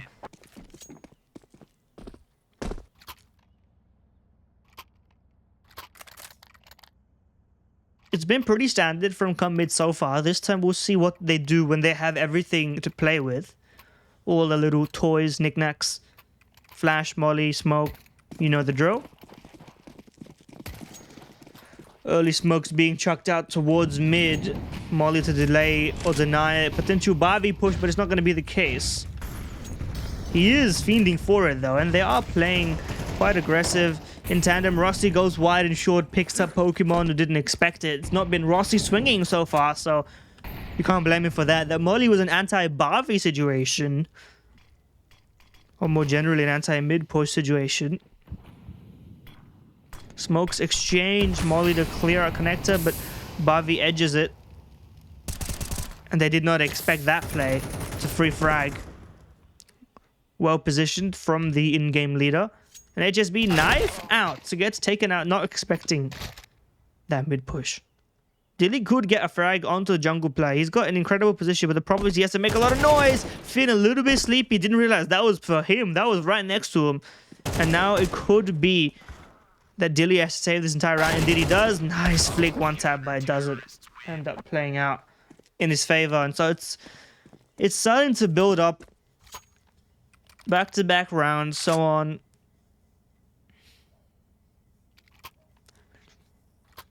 Good time to take a moment and pause. Commit have been constantly buying. This is the thing. It's not been many rounds where Commit haven't had an opportunity to win it, whether it was a guarantee or whether it was sort of, you know, doubtful. They've always had a chance. And it's been choosing between having pistols and utility or having weaponry and just one planned play with a little bit of smokes. And, you know, this is the situation they find themselves in now. And it's enough for one play. They don't have enough to re-up on utility. The smokes into middle is going to be pretty much their entire set. They've only got one more. But R2 playing very forward on the side for a moment. They could have been caught off. But it's not to be the case. Presence Dilly trying to play around with the util. Nobody's holding in the site proper. So this A main walkout once the smoke fades is going to be a little bit deadly. At least for site control. Now it's been addressed though. We've got fired up. Rotating back. They should know at this point what to expect. Fired up. He misses that opportunity and now the walkout is in place. 1-for-1 towards connector. They know there's another present there. Fired up once again. Missed opportunity. 3-for-3 on AWP shots going in the middle of nowhere. In fact, it might be 4-for-4 considering he's on one bullet. But that's the one that matters. It doesn't matter. You miss 4 shots, but that one shot onto the planter allows everything to collapse as well. His teammates just regrouping. And unfortunately, it was this round that we decided to take a little bit more of a focus on him. Doesn't look pretty, but 6-1, the scoreline will tell you otherwise. And again, it's an investment into an investment. It doesn't seem to matter. They don't care. Commit is sort of tilt buying at this point. It's probably the smarter, you know, position. Maybe objectively, you're saying, you know, we've failed to break through a little while now. Let's just go for a classic Tech 9 rush and build up a proper buy. Get all the util out. But maybe that's just not what this team is built for. Maybe they are, you know, looking forward to... And as Bavi gets 2 frags in middle, that connector smoke is not a good connector smoke. I mean, anybody could tell you that, but you could definitely throw one that's deeper, that rises up to the top, where you have to actually, you know, it's still possible to get those kills, but you have to. Oh my god, the instant tap. Finn now, not the position that he normally plays, but now that he's been revealed, Bavi gets a little bit of help, but he's jumping out, preventing things from getting too crazy. And that tap, I mean, Bowie's looking quite sharp. 4 kills in this round, rotating dynamically, you know, connector straight to B, knows what the play could be. And when your IGL has to take matters into his own hands, you get that boost as a team, right? Especially going into maybe a T side. If your IGL has been fragging out the CT side, that confidence sort of bolsters any calls he has. It doesn't matter if they're correct or not. As you often hear players say, a bad call executed upon properly rather than a good call that, you know, has maybe got some delay, some lack of trust, some ideas that aren't cohesive and of one mind.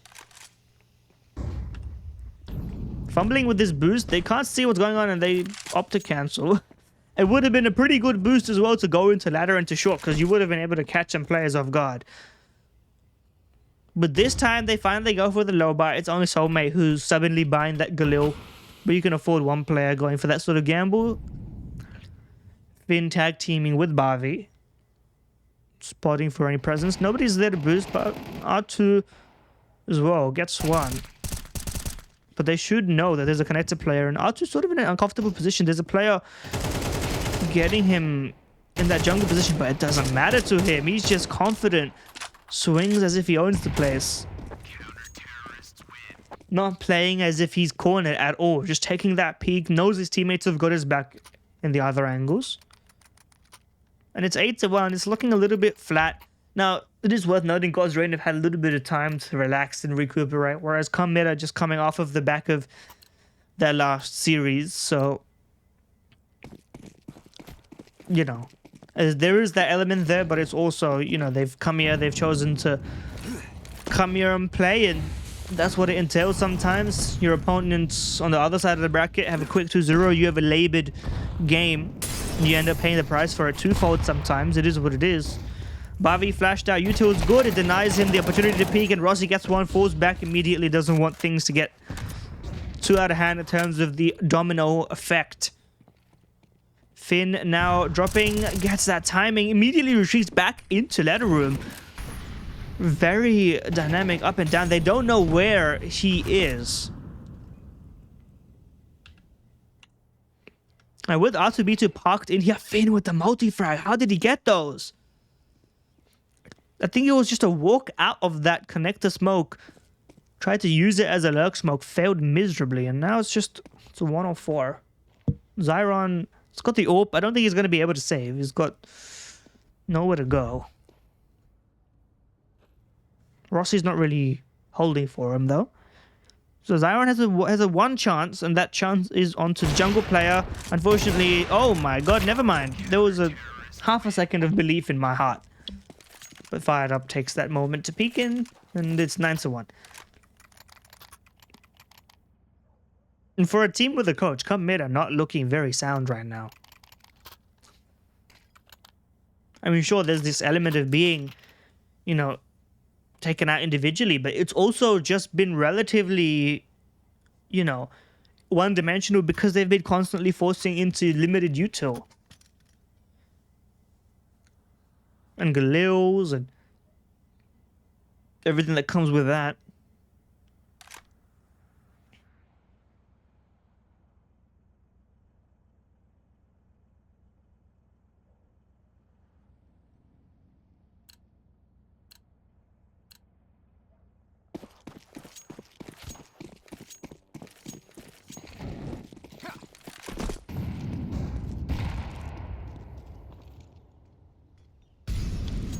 Fired Up takes that deep line. No one's there to receive it. No AWP, of course, on this T side. They've been forced buying back to back to back. Of course, I don't have money for that expensive rifle. R2B2 is taking this as an opportunity to go a little bit aggressive. Close smoke is an interesting choice, but maybe it's to pretend as if nobody's there. Meanwhile, they've got HSB waiting in the smoke, looking for his opportunity to go through. He's got that nade ready. Flash peek, Finn goes for one on that boosting player, but now it's time for R2 to get inside. It gets both frags. Spray transfer, looking easy as you like. It's a bit of an R2 classic. Every so often you see that spray transfer and it just looks so crisp and clean. You know, R2B2 robot aim, you can put that one in the books. And you can put this round 10-1 up. And it's nice to see God's Reign look dominant, even on a map that they didn't pick. Because it has been a while of God's Reign maybe looking a little bit top level. You know, they've been tested by some of these teams with mixed players, import individuals who have strong firepower. You know, you think of SUMUS, who's been playing in these tournaments before and has put up strong individual form before.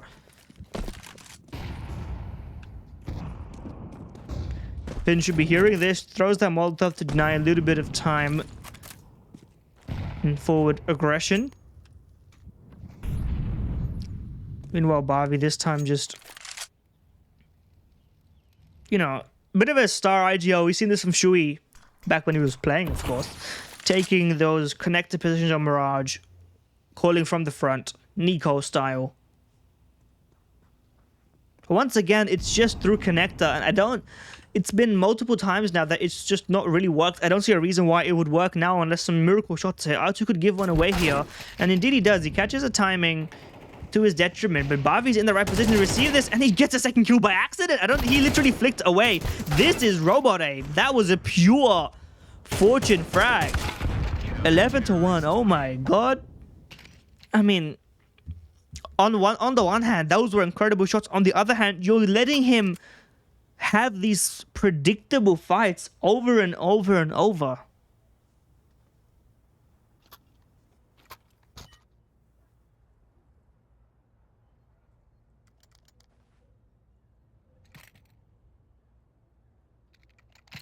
Through connector smoke, it's happened a few times already. He's ready for that play. It's all telegraphed.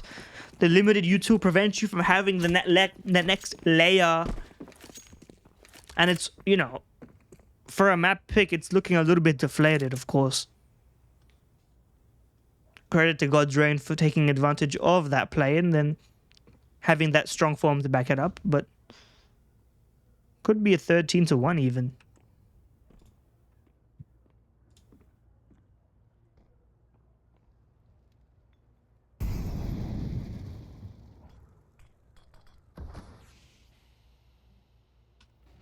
Pretty standard through mid plan, fired up, jumps around, gets that frag, is ready for that push through the jungle smoke, he's just waiting for it. Baiting him into it, it's a matter of seconds. He does get a frag though, it's still 2-on-2 because that connector push has caused a little bit of chaos. What's going on the other side? Pokemon and Barbie, once on the same team, now rivals on the server, and Pokemon with that one tap says, I'm no coach no more. 4 kills, single-handedly saving Commit's possibilities. Now, it's a bit too little too late, of course, but you take what you can get for the next map, confidence-wise.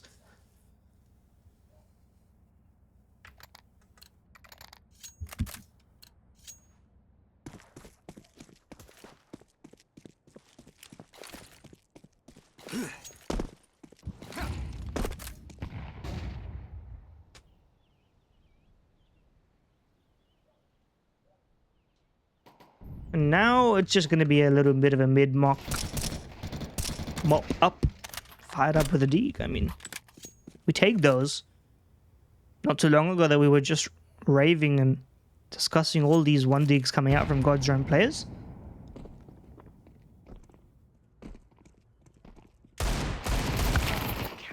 Just making it as hard as possible for that one to be hit though. So HSB rewarded. But now the guns are out. Now the conversation is once again had. What do we do to win this CT round, guys? We've been getting headshot. Now we've got the inferior weaponry. The shoe's on the other foot. The opponents have limited util. What do you do with the extended util kits? How do you delay the inevitable? A little while longer. Not fighting middle is step 1 in their plan. It's a pretty standard default underpass to middle. And each opening towards A is of course covered. Bobby spotted that ladder room player, but he's allowed to escape. And Pokemon gets that kill onto fired up as he tries to get a lurk out, take advantage of the timings afforded to him by that mid presence. Soulmate is still just flirting with the idea of peeking connector entirely. Instead, just trying to trick him with that elevation. Spots him out. That one shot's going to be all it takes for Barbie to lock on. And he does it again, swiveling, clearing out the bomb site, as well as Pokemon going down. And it's probably just going to have to be a save. I see no way for them to find an opening. In fact, HSB probably just looking for any weapon dropped. Could find one if he waits for the bomb explosion. Could get thrown through connector. You never know. Or could just deny a little bit. But it's not as if this is going to be a complete secret. It goes down after 1. And Dilly now, I think he's just been spotted. So the hunt is definitely on. Even if the economic status of God's Own isn't clear, you're still going to absolutely take that. And Barbie's looked electric this map. It's been streaks of fantastic headshots. Pure round-winning impact kills as well. 12-3, I mean, it's a absolute bashing. God's Reign dominant on their opponent's map pick.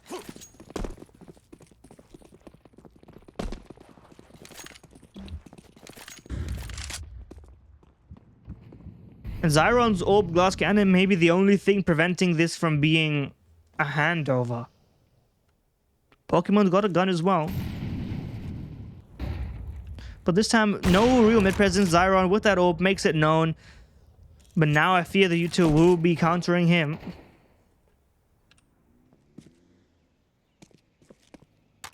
So 4-on-5.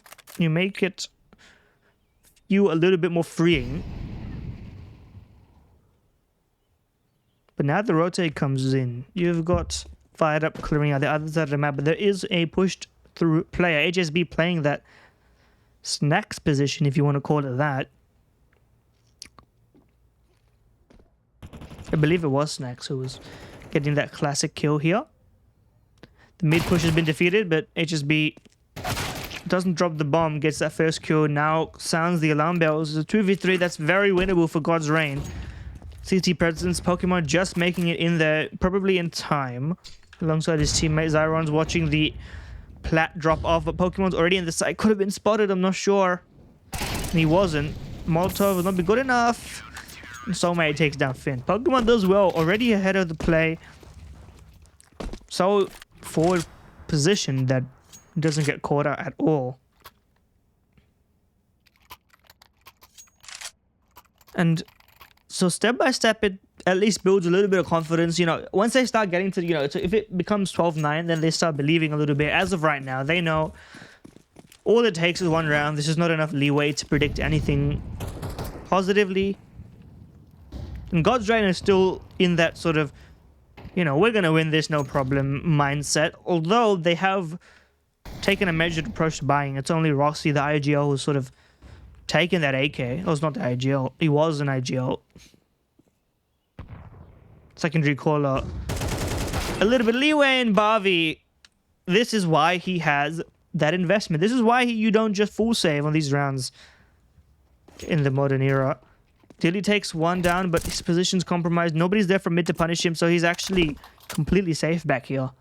But he doesn't have much util. He's got one smoke, but if he whips it out, it's going to have to be uncomfortable. He's committed to his position, and Finn trades it. So now it's a 2-on-3 for the map. No kit, so they're going to have to already be starting their aggression forwards. Its Soulmate with that AK should have some idea of positioning. Knows one's in apartments. Knows one was planting the bomb. Now it's a fully revealed map. What do you do with it? Can you get anything done? Zyron 1-on-2. He's got his pistol out trying to get these frags, and it's not going to be the case. It's God's Reign to take map 1. 13-4. One-sided. Come mid never stood a chance.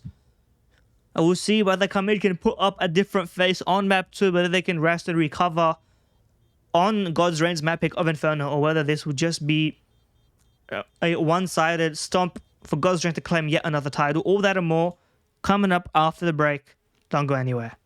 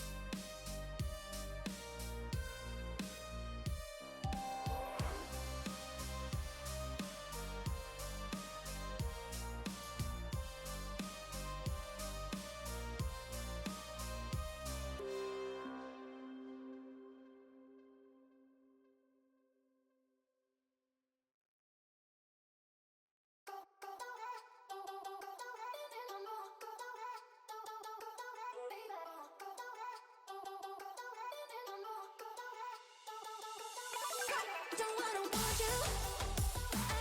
Why do I want you back? Don't wanna want you. Why do I want you back? Don't wanna want you. Why do I want you back? Don't wanna want you. Why do I want you back? Flshbck, coded, no one's home. You're scared it all alone. Can't do it on your own. You're scared that all of your screams will fall silent, but just know the second that you close your eyes, I'm bringing you back to life.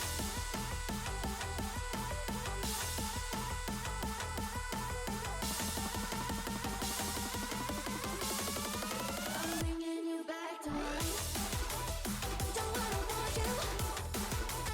Why do I want you back? Don't wanna want you. Welcome back to map 2. God's Reign, of course, picking up map 1 and looking damn good doing it. Soulmate starting to start us off on a different sort of foot, and it looked hopeful for a second there. Now R2B2 finally finishes that kill. Dilly trying to make up space on Banana, as we are, of course, playing Inferno as our map 2. Potentially our last map of God's Reign. Promise that map pick and deliver upon it. Dilly's push, though, almost had timing there, but R2B2 ready for it, and Pokemon goes down. Strong round from R2B2 is sort of an underrated element of this God's Reign squad. Also, we do talk a lot about Finn. Barbie is very active, and Fired Up is also, you know, as an all-pro, it's hard to avoid the conversations. But R2B2 is sort of that lurk element, maybe. You know, I called Finn the Indian Nico. Maybe I should start calling R2 the Indian Rops.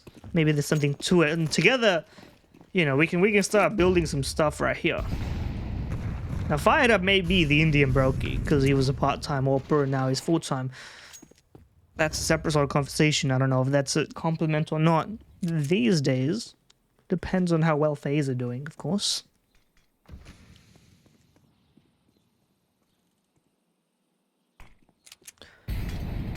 It's nice to see that bounce smoke that, you know, got that strong elevation. The anti-boost smoke is still in effect.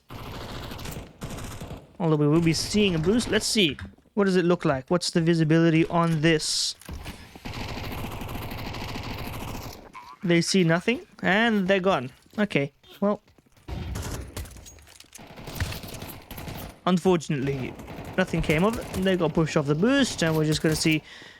You know what? I'm liking what's going on here. This is something you pretty much never see. Because they're full committed to dying here, it's fine. But they're never going to expect this. Apparently they are. Bobby just says, you know, you're not that tricky after all, boys. Finish that one off. Farm up a lot of money as well. 5450 Bobby could drop an AWP if you wanted to, but why do that when you can just take a bonus round and run it, jump out balcony? Utilize those aggressive SMGs that you've got.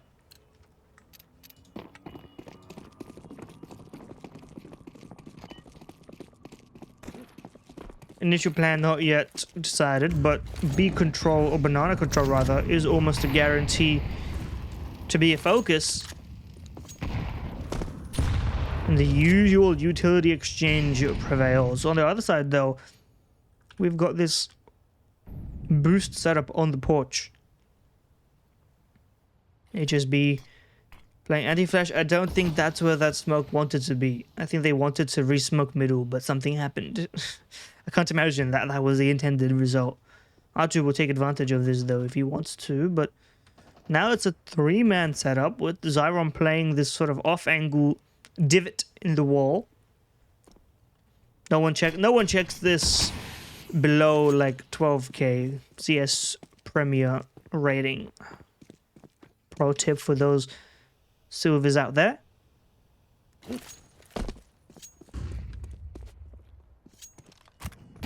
HSB gets one. That spray is going to be hard to tame. Dilly, though, manages to curtail, and indeed more than curtail, is being actively a thorn in their side. Gets a second frag. Rossi's already low. Don't think this would be a round that he has much else to say in. Right idea, didn't have the resources to commit to it. So, very well played, especially, I mean, Dilly did a fantastic job. Part of that setup, dynamic, getting those kills back and forth. already not letting this be as one-sided as that first map, although it's early days yet.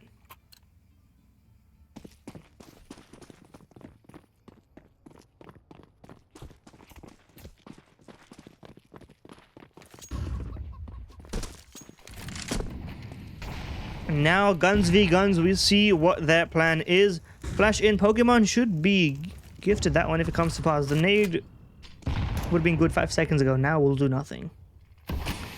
Now to Beauty once again just trying to see if he can walk out somewhere. If he can just open these gaps a little bit. Rossi as well.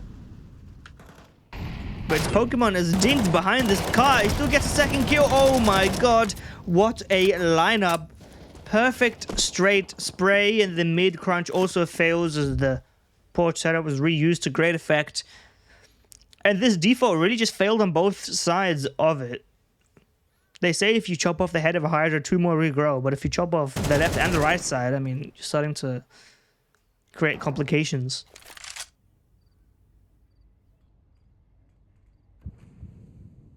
Finn, I mean, he can't get ahead in this round. He's got a 1v5. It's probably just going to save the AK. He can't really buy that next round if you go down here. Now, CTs are not in a position to hunt him, and he's fortunate for that because... Okay, HSB, that should be the only one because he got no tag down onto Finn. They don't have enough money to justify frolicking around. They should really, you know, think of the future is where I would frame that one. And Finn's just going to have, 20 seconds of paranoia. Checking back and forth. Part of the map that you don't really see that often. Pasta. Corvo.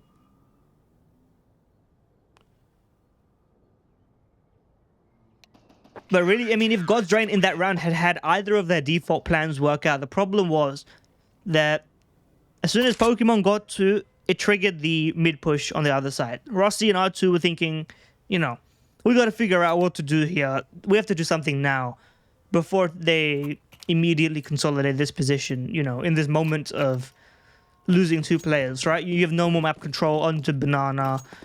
You don't yet have any map control in mid. Pick one or the other. You don't have players on one side. So it ends up being a desperation play out of necessity that just, impossible to guarantee the success of. If they got those kills in mid on that timing, maybe we're talking about something else. Now Finn is tasked with a lot of work and very little with which to do it. Gets double swung. Solid banana setups, the nades, the utilities all working out. And Pokemon is just ready for everything. That was the only real threat in this round, was potentially Finn walking up and getting these frags. Now it's just going to be, well, can Artubisu, can he jump out? Maybe get a bomb plant? Don't think so. You've got HSB in the apartments ready to receive, as well as Dilly towards Boiler. Now, if he had a different gun, that might have been a valid attempted peek. Just cross had the right idea.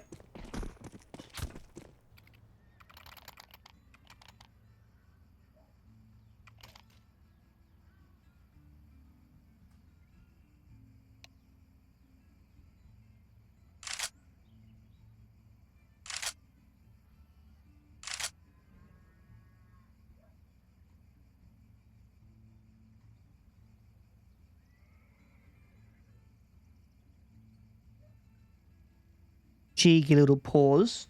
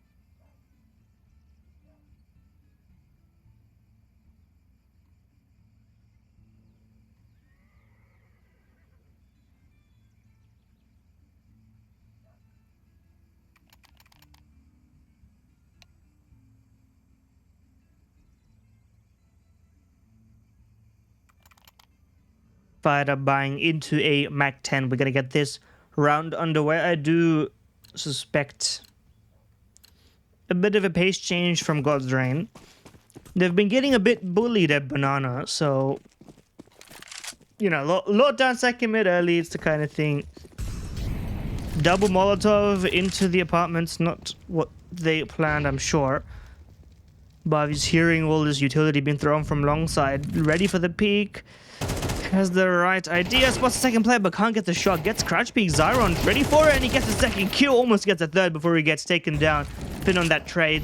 They still have a good chance of getting into this bomb side. Cash the CT's out of position, but HSB is retreating into pit, and Dilly is still fragging. Molotov to delay, short push. And it works wonders. Now the rotates through.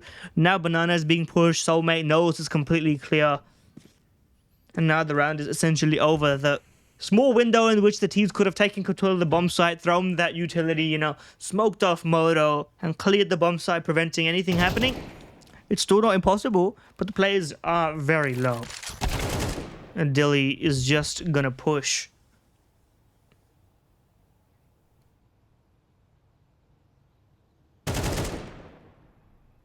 Now last position noted, down he goes.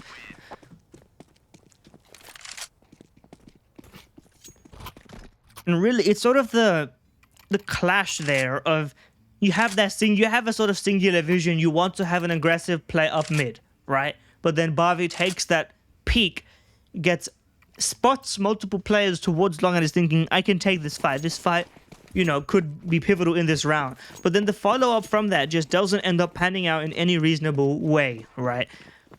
And you start wondering, well, okay, maybe you just want to have a more unified vision, right?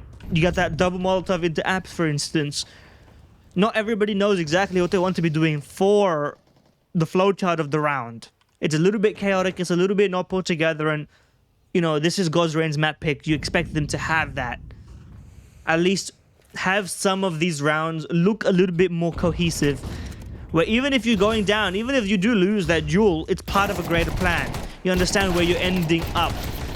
Unfortunately, in a round like this, you know, the utility just isn't there, the routing isn't there, Tech9's up short, no further depth, not walking up into the apartments to try and fish out a player.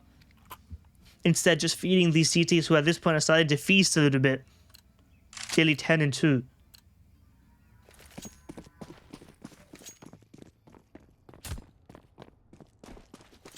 And by the way, you in chat, I do see your messages. They are, of course, delayed, but, you know, I do see them. Now, do I respond to them? Almost, you know, sometimes 50-50. Dilly, this time his aggression betrays him a little bit back and forth behind the pillar. R2's got the right idea. HSB forced to take space, and Rossi with that swing. Pokemon gets one as well on Banana, but this time the swings go in the favor of God's Reign. Soulmate's trying to take up that space before the bomb site gets completely overrun, but it's just a matter of seconds. He knew he could have pushed further than that. A lot of money, but the AK is something you can't really buy with money, so that one's gonna come down to a big old save. Small path of retreat for Soulmate, but damage may be even more valuable considering the economic status. He doesn't get either of those things. Goes down instead.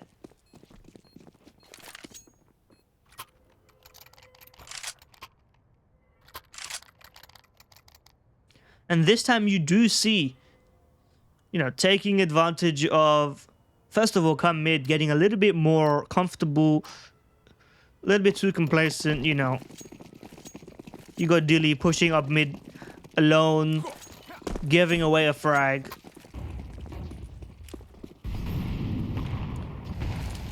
Maybe it's back to the well, but or maybe it's not. Maybe Rossi is just feeling a little bit more confident, replacing that lurk position, being the difference maker.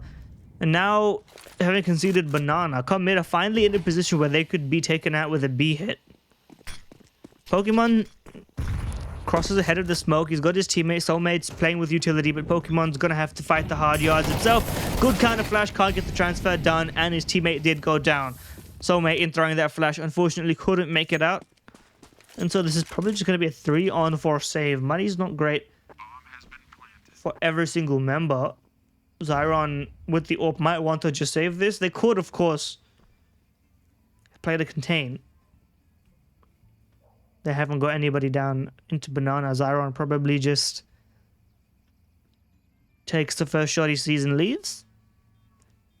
And this time God's Reign are sort of properly getting that map control. You've got Rossi not giving away his, his life for it, but playing in middle, letting them know with that smoke in mid that denies vision, yet still allows him to sort of spam left, spam right, have a little bit of presence on the map.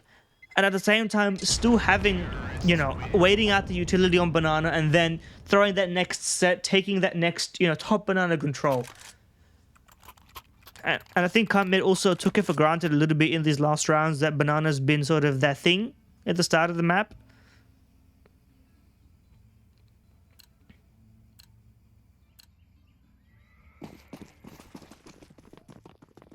That they now have to still keep up to date. 5 rounds on CT side is not bad, but given how it was looking, I mean, you adjust your expectations, right? You expect a little bit more. To beat to what a shot. Holds the spray down the first one, but HSB did not expect that to come his way. Usually those kind of transfers, Pokemon, he gets another double. 2 kills down the stretch, could almost get a third. He's got a fresh mag, but he's just a little bit too greedy. Tries to get control of the entire round. That was the only position they had, but now Zara with the AWP, he's tagged down low, but he still gets that frag. Rotate through. They know that B is open, but they've got this lurk as well. R2B2, he's got nowhere to kill. I mean, we've been talking about these R2 lurks this entire time. This time, this lurk is so powerful that it may not even end up making a difference. Dilly is worried about this lurk. He spotted it out. He's even gonna... Oh, he's laid it, but he gets the kill. And the smoke prevents his teammate from trading fired up. What is your plan here? You have to pick a lane. Opts to tuck in, wait for the banana push. Oh, it's literally a matter of half a second. If he had just stayed looking, and it literally wouldn't have made a difference for him to change if he didn't physically peek out. If he had just kept looking, it would have been a gifted frag. Instead, looks away, never stood a chance.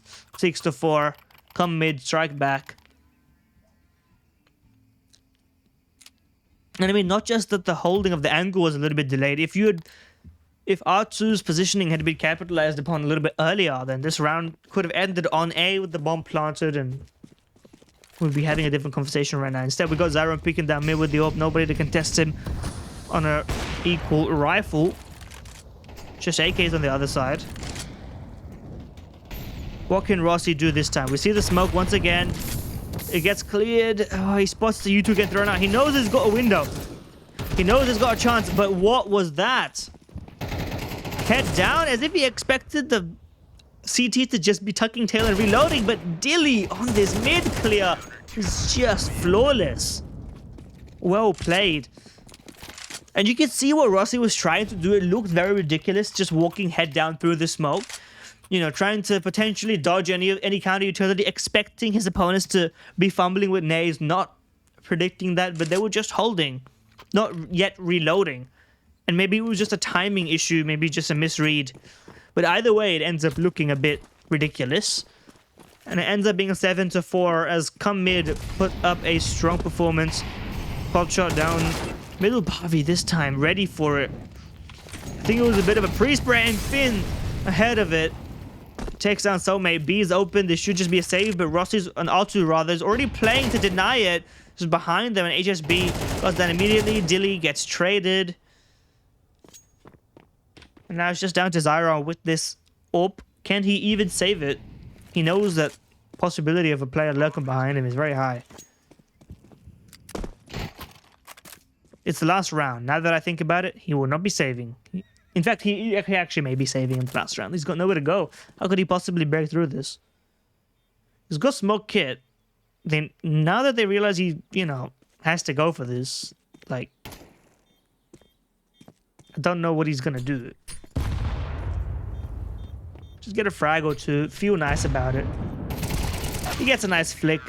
with 7-5. God's Reign could have done a little bit more, but after a strong 5-round streak, as you can see there, come mid, you know, fail to turn that into a dominant half. It instead becomes fairly manageable in either case. But that was the T side, and you know, now God's Reign CT setups have to be tested. Now it depends on how much Inferno have come mid played as a squad. What are their priorities for banana control? What nades are they throwing? Do they have a good read on where God's Reign are going to be set up so those HEs could get that, you know, 40 damage instead of just getting a 5 damage chip?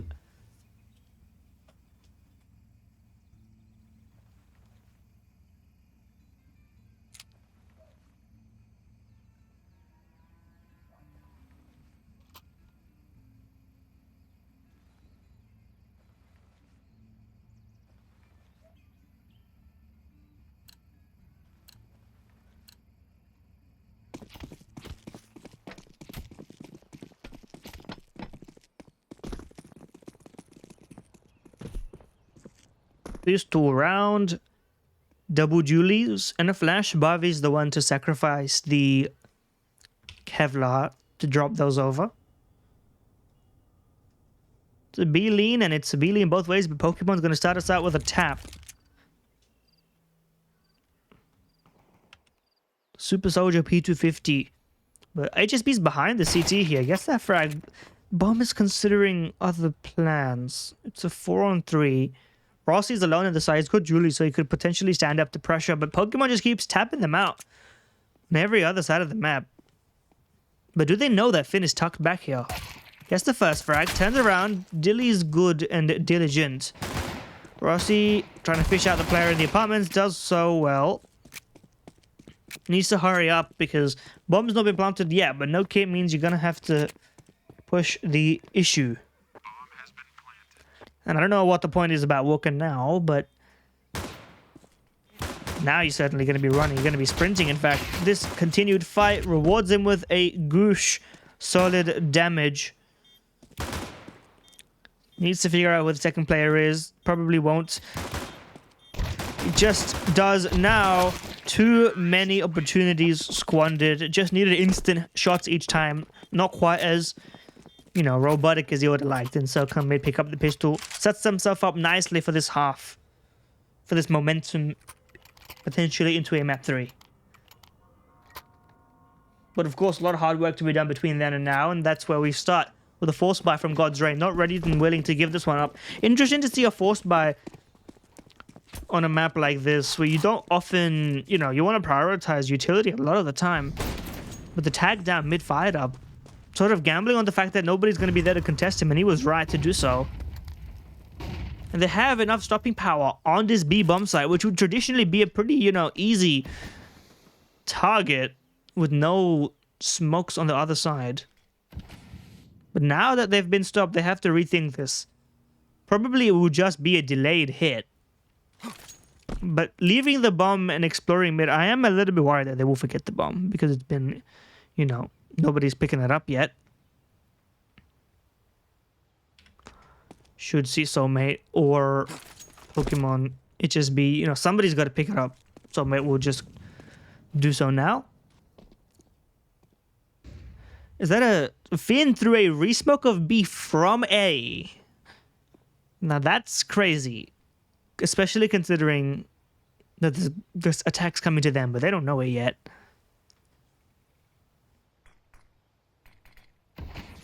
Moto Smoke, Crossfire. Finn plays Distraction. Finn and Rossi do well to get one each, but I mean, that was about as good as it could have gone realistically. That was a tag player down, so Fired Up's got a bit more work ahead of him if he actually wants to do more damage. Now, the CTs are already here. There's no kit, of course, but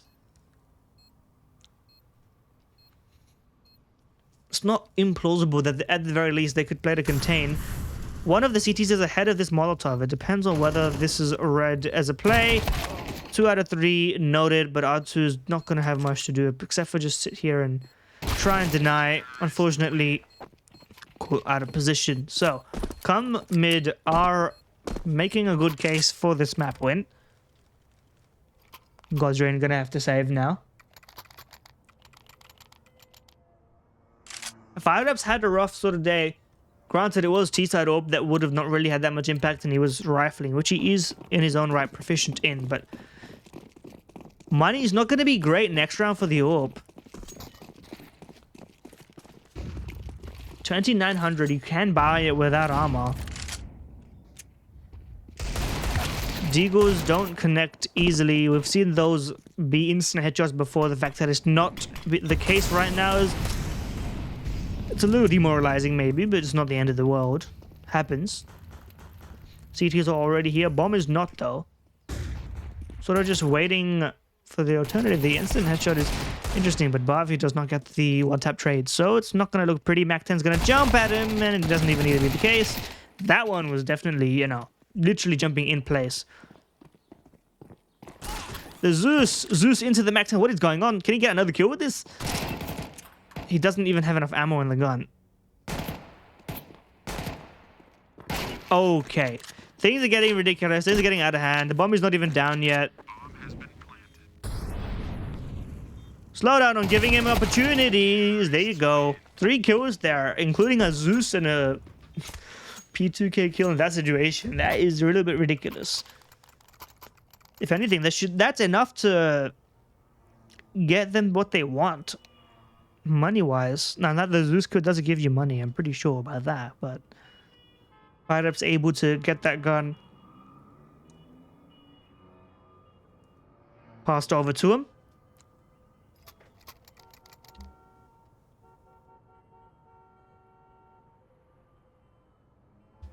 The arrangement allows for the utility to be transferred. There is still no kit, though. That's important to note. So it's going to be up front, or it's just going to be another save. Now, it's not like you don't expect multiple saves in this sort of situation. We're playing Inferno after all, guys. It's going to be save simulator half of the time. In fact, probably even more.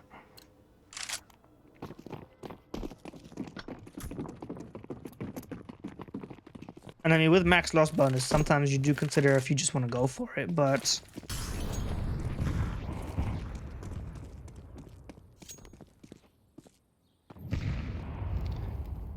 Bobby braving banana. No utility from either side right now. It's very barren. Pretending as if they're not there. Of course, there is presence. We've got Pokemon trying to make that case. Bobby needs to be careful, though. He is waiting off of his teammates. U2. Flash thrown out behind him, but he was a little bit blind before that fact. Fired up, solely responsible for long. Nothing there for him right now. This double side hold setup. Finn does well to get one. Clears out short. There is more behind that, but now he might be tempted into aggression, which could collapse it. Instead, he opts to play with his teammates. Fired up, gets a frag as the smoke fades onto long. Moving into the bomb side to try and lock things down with his team. It's the right play. Misses his first shot, but his teammates have his back. Everything is absolutely fine. Flawless round from God's Reign. Things are starting to look up. Money building. You know, confidence being accrued bit by bit.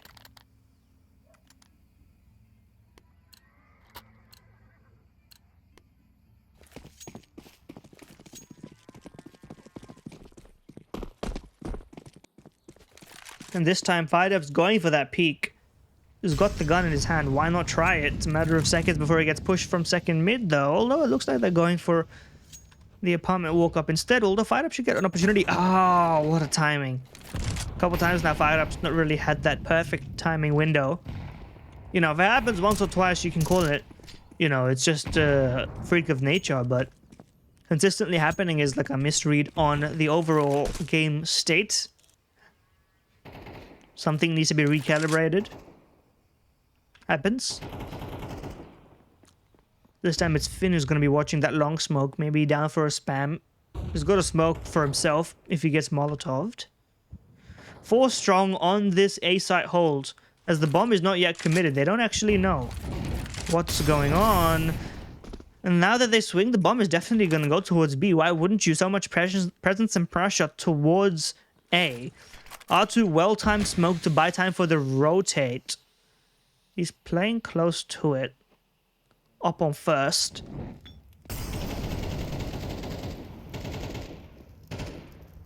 There's even more util. This second smoke is going to be a killer. Honestly, this does force them back. It's Finn now worried about potential long pressure. You've got only 2 on the A bomb side. The rotation is good, but you need to make sure this happens on time. Finn gets 1, breaks away. Still got Rossi in the site. Now you just got to play time. You just got to deny anything potentially happening. Bomb gets dropped and the round is over. Come mid, just...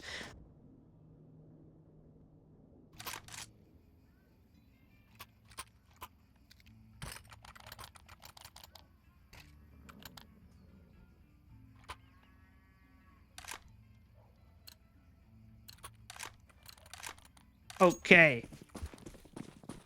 Do apologize for that. Some sort of technical issue, but...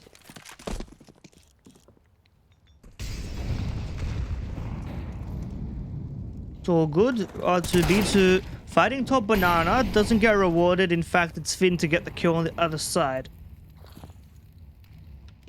Still got to figure out what they want to do in this 4-on-4. 2-2 split seems to be the most copacetic method.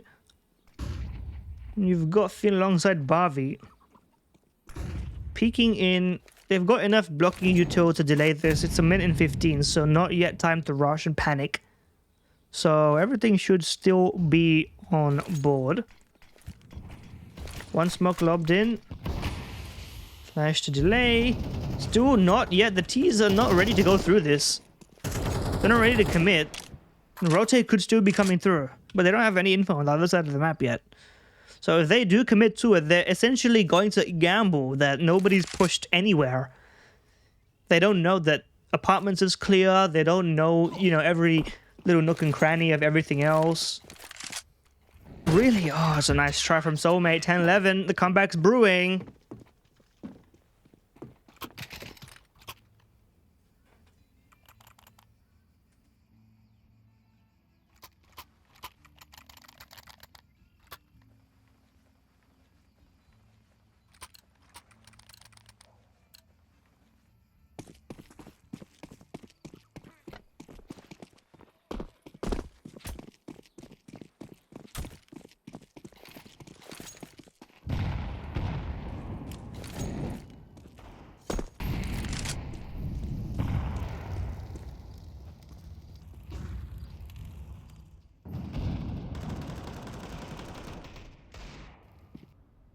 Looking good down the stretch.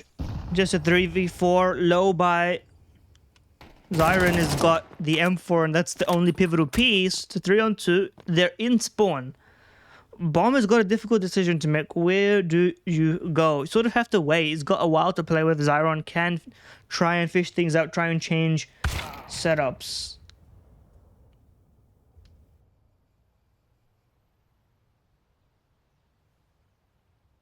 But it won't matter too much.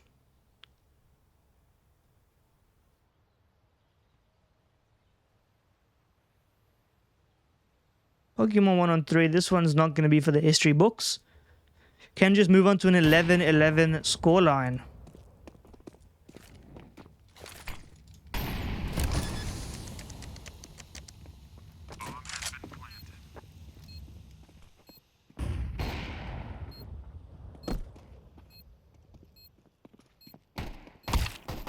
They know where he is. If they let them have this one, this will be chaotic. There's no way that this can continue to be the way that things end up. And there we go. It was already closer than it ever had any right to be.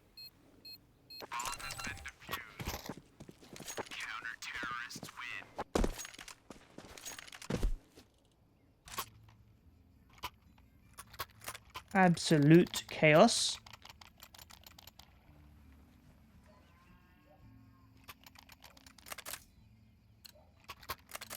And yet, the full buy comes in. Oh, and I know we've been having some connection issues. I have no connection issues with the game. I think it's like a Twitch OBS thing, but regardless. Barbie pushing down mid. He's connecting heads on the server. Pokemon goes down, fired up, taken out as well. This was a full buy from the side of Come Mid, and they are not doing well. Barbie all the way down mid with his team, just crossfires across the board. It's HSB. He's not going to have a good time.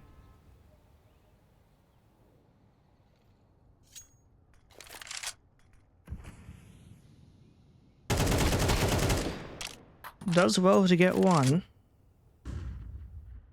So 104, he's got time, he's got the bomb.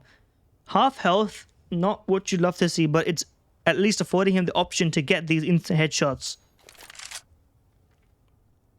They have sort of lost him. They've contained him, but he's got a small window if he goes down into the sewers. Oh no, he did not like that.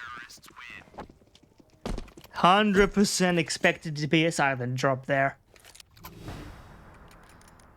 It's not like it was going to be a guaranteed one round, 1v1 clutch. It would have still been a 1v3 and probably been traded because two CTs were right there in, you know, diametrically opposing positions. But God's Reign, one round away from taking the distance, 30-11, winning the grand final. AK, just a little bit of utility. The aggro push is coming in. Barbie gets one. Rossi kind of abandons him as he makes his retreat. And even the 1-for-1 is enough to put sort of that fear in this final round that you don't know what you want to do in this round. But Fired Up's going to have a lot of pressure onto him. One man against 3 Ts. Guess that first frag falls back. They know that there's at least 2 here, so I'm surprised that they're still committing, but the bomb is lost. So it looks like this would be all they do. Come mid, strong fight. Although Pokemon has got more to say, I don't know if they've got any fight left in them. Zyron, 1-on-2 for the overtime clutch. He's got the bomb. He knows that there's one on the side. He's kind of gambling that there's not going to be a peek coming through. But where has the side play gone off to? He doesn't clear it. Rossi's reposition saves it. And God's Reign are the champions. They're the winners of the grand final yet again. Strong performances across the board. Commiserations to Come Mid, who play a solid game. But unfortunately, they just couldn't put it together. Strong performance on map 2, on Inferno, nonetheless, which was God's Reign's map pick. But it just wasn't meant to be. And so, I mean, God's Reign, they will be valuing this, you know, prize purse that they've taken home, because these are, of course, Valve Rank tournaments. You're putting together the ranking before the cutoff, when things get decided, when invites start getting, you know, plugged into the system. It's an important victory for them. As well for the other teams to start to get some sort of experience up against the best in the region. We'll always welcome, you know, new talent in the server. Happy to see, you know, experience like Pokemon as well in this grand final. And so, until next time, that's all from me. And that's all from the Dust2IN Masters. God's Reign, yet again, I mean, so many times now, back to, you know, we start losing count of how good they are in this region. So it's the question of when can they take that next step? When can they truly become contenders?